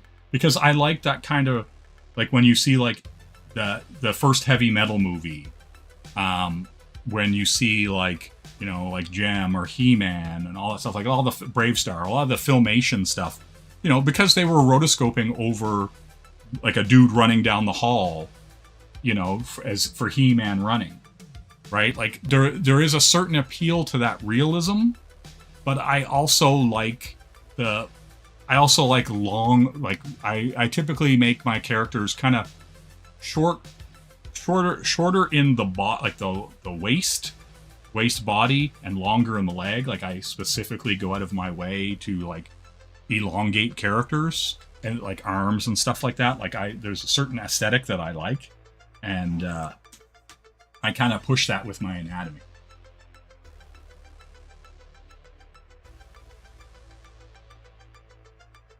Yeah, oh yeah, I definitely like Mike Aldred. I definitely like Phil Noto. But like I was also like I got Edda Comics pretty big until I walked in and seen, I think it was the X-Men special 3, I think it's 374 or 375, the Joe Mad one where they're playing baseball. I was Edda Comics for like probably 5 or plus years, and I walked into like a Kohl's bookstore and I had it on a spinner rack, and I picked up that, and that got me like stoked about art and comics again. Like,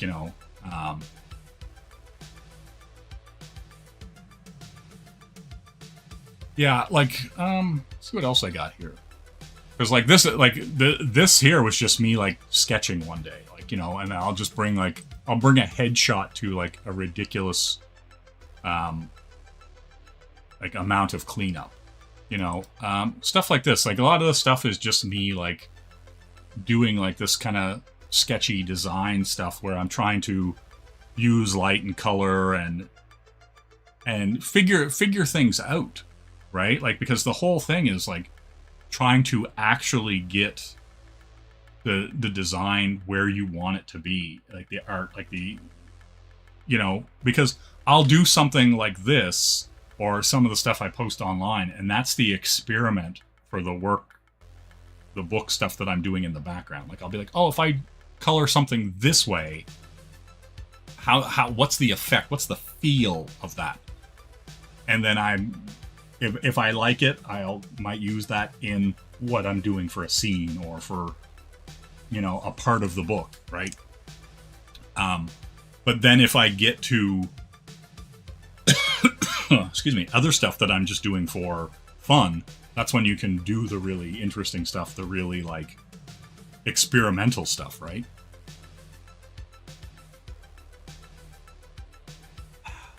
Man. Let's see what else we got here. Boom, boom.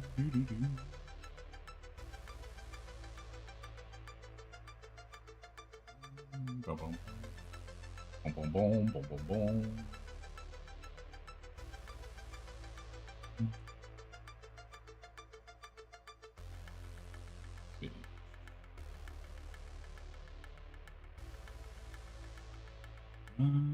Just try not to show anything. Yeah, like, Sumo has seen this before. Yeah, well, that's the thing. I definitely I don't know. I would say kind of a lot of the coming into my own as far as what I want to be doing, like getting exactly what I want to be doing out of my head and onto the page. Probably just in the last 5 years, really. Like where I'm somewhat happy with it. You know, I guess is the best way to describe it. Like when I sit down and you know, either, you know, with or without some kind of reference or some kind of whatever. You know, whether I just got an idea or I'm like, oh man, I really want to draw whatever, right? It's been much easier to just sit down and be like, I want to do X, Y, and Z, and it just comes out now, right? It used to really be like pulling teeth, and that was the kind of thing, because, you know, until you build up that mental library, until you build up the design sense, the things that please your eye and hopefully please other people's eyes, right? Like that is the thing where you're like, yes, like, you know, and I think that's the thing. Like I'm doing art that I'm excited about, that I would think that, like, well, that I would like to see, right? Like that's the kind of thing where, you know, when you're doing this stuff, you're like, yeah, like, and a lot of it's very design focused, very like, I want to do something that looks like X. Excuse me.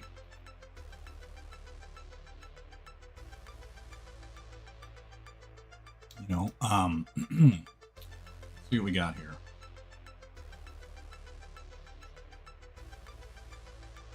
You know.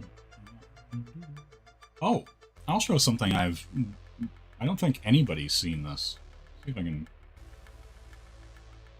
And I haven't finished it, but I'm just going to show it anyway. If I can find it.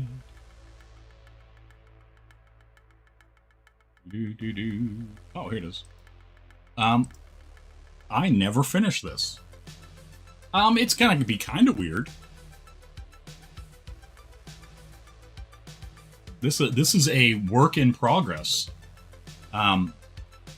This was supposed to be, but I got super sick with COVID in January when Camel was having that cover contest, right?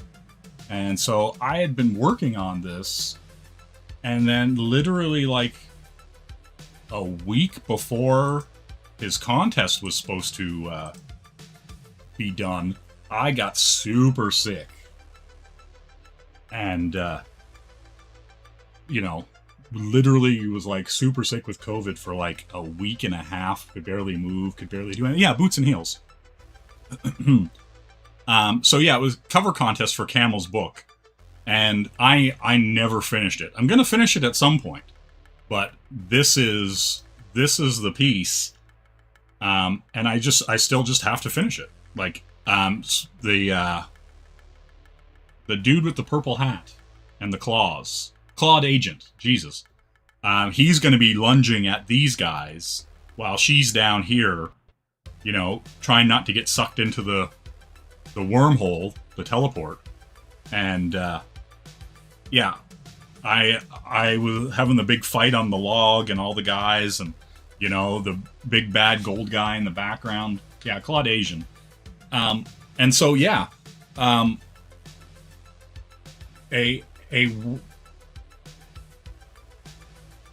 yeah.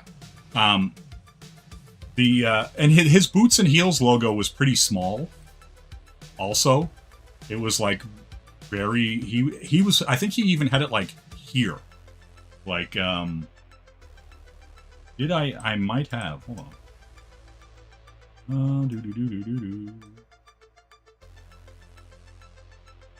There might have been, I might have grabbed the layer.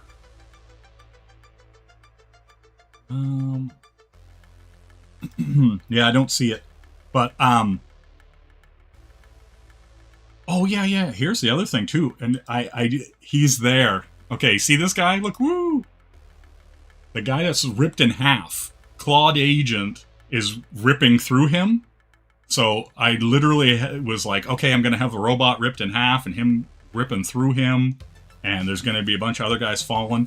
There's a bunch of stuff to do in this, and yeah, and I got sick and just was like, okay, well, I can barely stand up, let alone you know, do any work or whatever.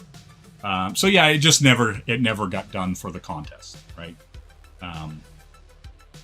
You know, and so yeah, so it's one of those things I put a bunch of time into, and just meh, it was for naught because I got sick, you know. And so yeah, at some point I'm gonna finish it, but you know, who knows when that'll be. But yeah, I was really liking where it was going, right? You know, and the coloring and the aesthetic really fit in with his kind of like, you know, 80s feel and stuff like that. And so I was just like, yeah, I'm going to use all these like hot pinks and you know, bright colors and like, you know, all that kind of stuff. And yeah, you know, all the rock face and all that stuff. And so yeah, super excited about the piece, and then I got sick, and as I was getting sick I was trying to finish it, and then I was just like, nope, I, you know, could barely like maintain. Well, and that's the thing, that's kind of my aesthetic, is like cartoon, like, you know what I mean, like I kind of color and try to bring things down to a simple thing while having detail. You know, I spent a bunch of time detailing this tree and putting, you know, all the little, you know, growth and vines and, you know, all that stuff in it, right? And so yeah, that was the thing, you know, doing all these little guys, the fight, you know, him getting blasted in the head, you know, hitting them with the little light bits, you know, as he and I didn't put the effect in there yet, where he's slashing, you know, the slash movement with the knife and the guy coming back. You know, this dude, you know, get down here. This dude getting chopped in half, a little bit of his spine coming out there, you know. Zoom. But yeah, you know, the fun. Yeah, like, you know what I mean? Like, yeah, it would have done well, I think. I think it would have done well. But yeah, you know, that's how things work. The contest thing had ended, and I still had COVID. And man, when I was sick with COVID, it was like a month and a half before I even felt half human again. But yeah, you know, so the rush to finish it was over, and so it just kind of fell by the wayside. And so yeah, but yeah, I really like it, and I do want to finish it at some point. There's just more pressing concerns, you know, kind of thing. Yeah, you know, all kinds of fun. Let's shoot this out here. This out. But yeah, I think that's going to do it for me. I don't even know what time it is. Oh yeah, it's like 6 o'clock. But yeah, I think that's going to do it for me. I'm going to slide over here. I'm going to push this button. Not having babies is for gays. Maybe I am not that bad. I ain't got the Japanese. Maybe order some Chinese. To die. Close your mouth. You know? But yeah, thanks everybody for popping in. I do appreciate it. Listen to me ramble and talk about comics, art, and nonsense. And, yeah. Have a good one, everybody. And if I don't see you in the streams or around, Merry Christmas, Happy Holidays, Happy Hanukkah, Yom Kippur, you know, whatever you may or may not celebrate. I appreciate it and you. And, yeah, everybody have a good night. Thanks for stopping in, Jim Cox. Everybody, you know how it is. Alrighty. See you later, guys. Have a good one. Bobo. Bobo-doo. Never do.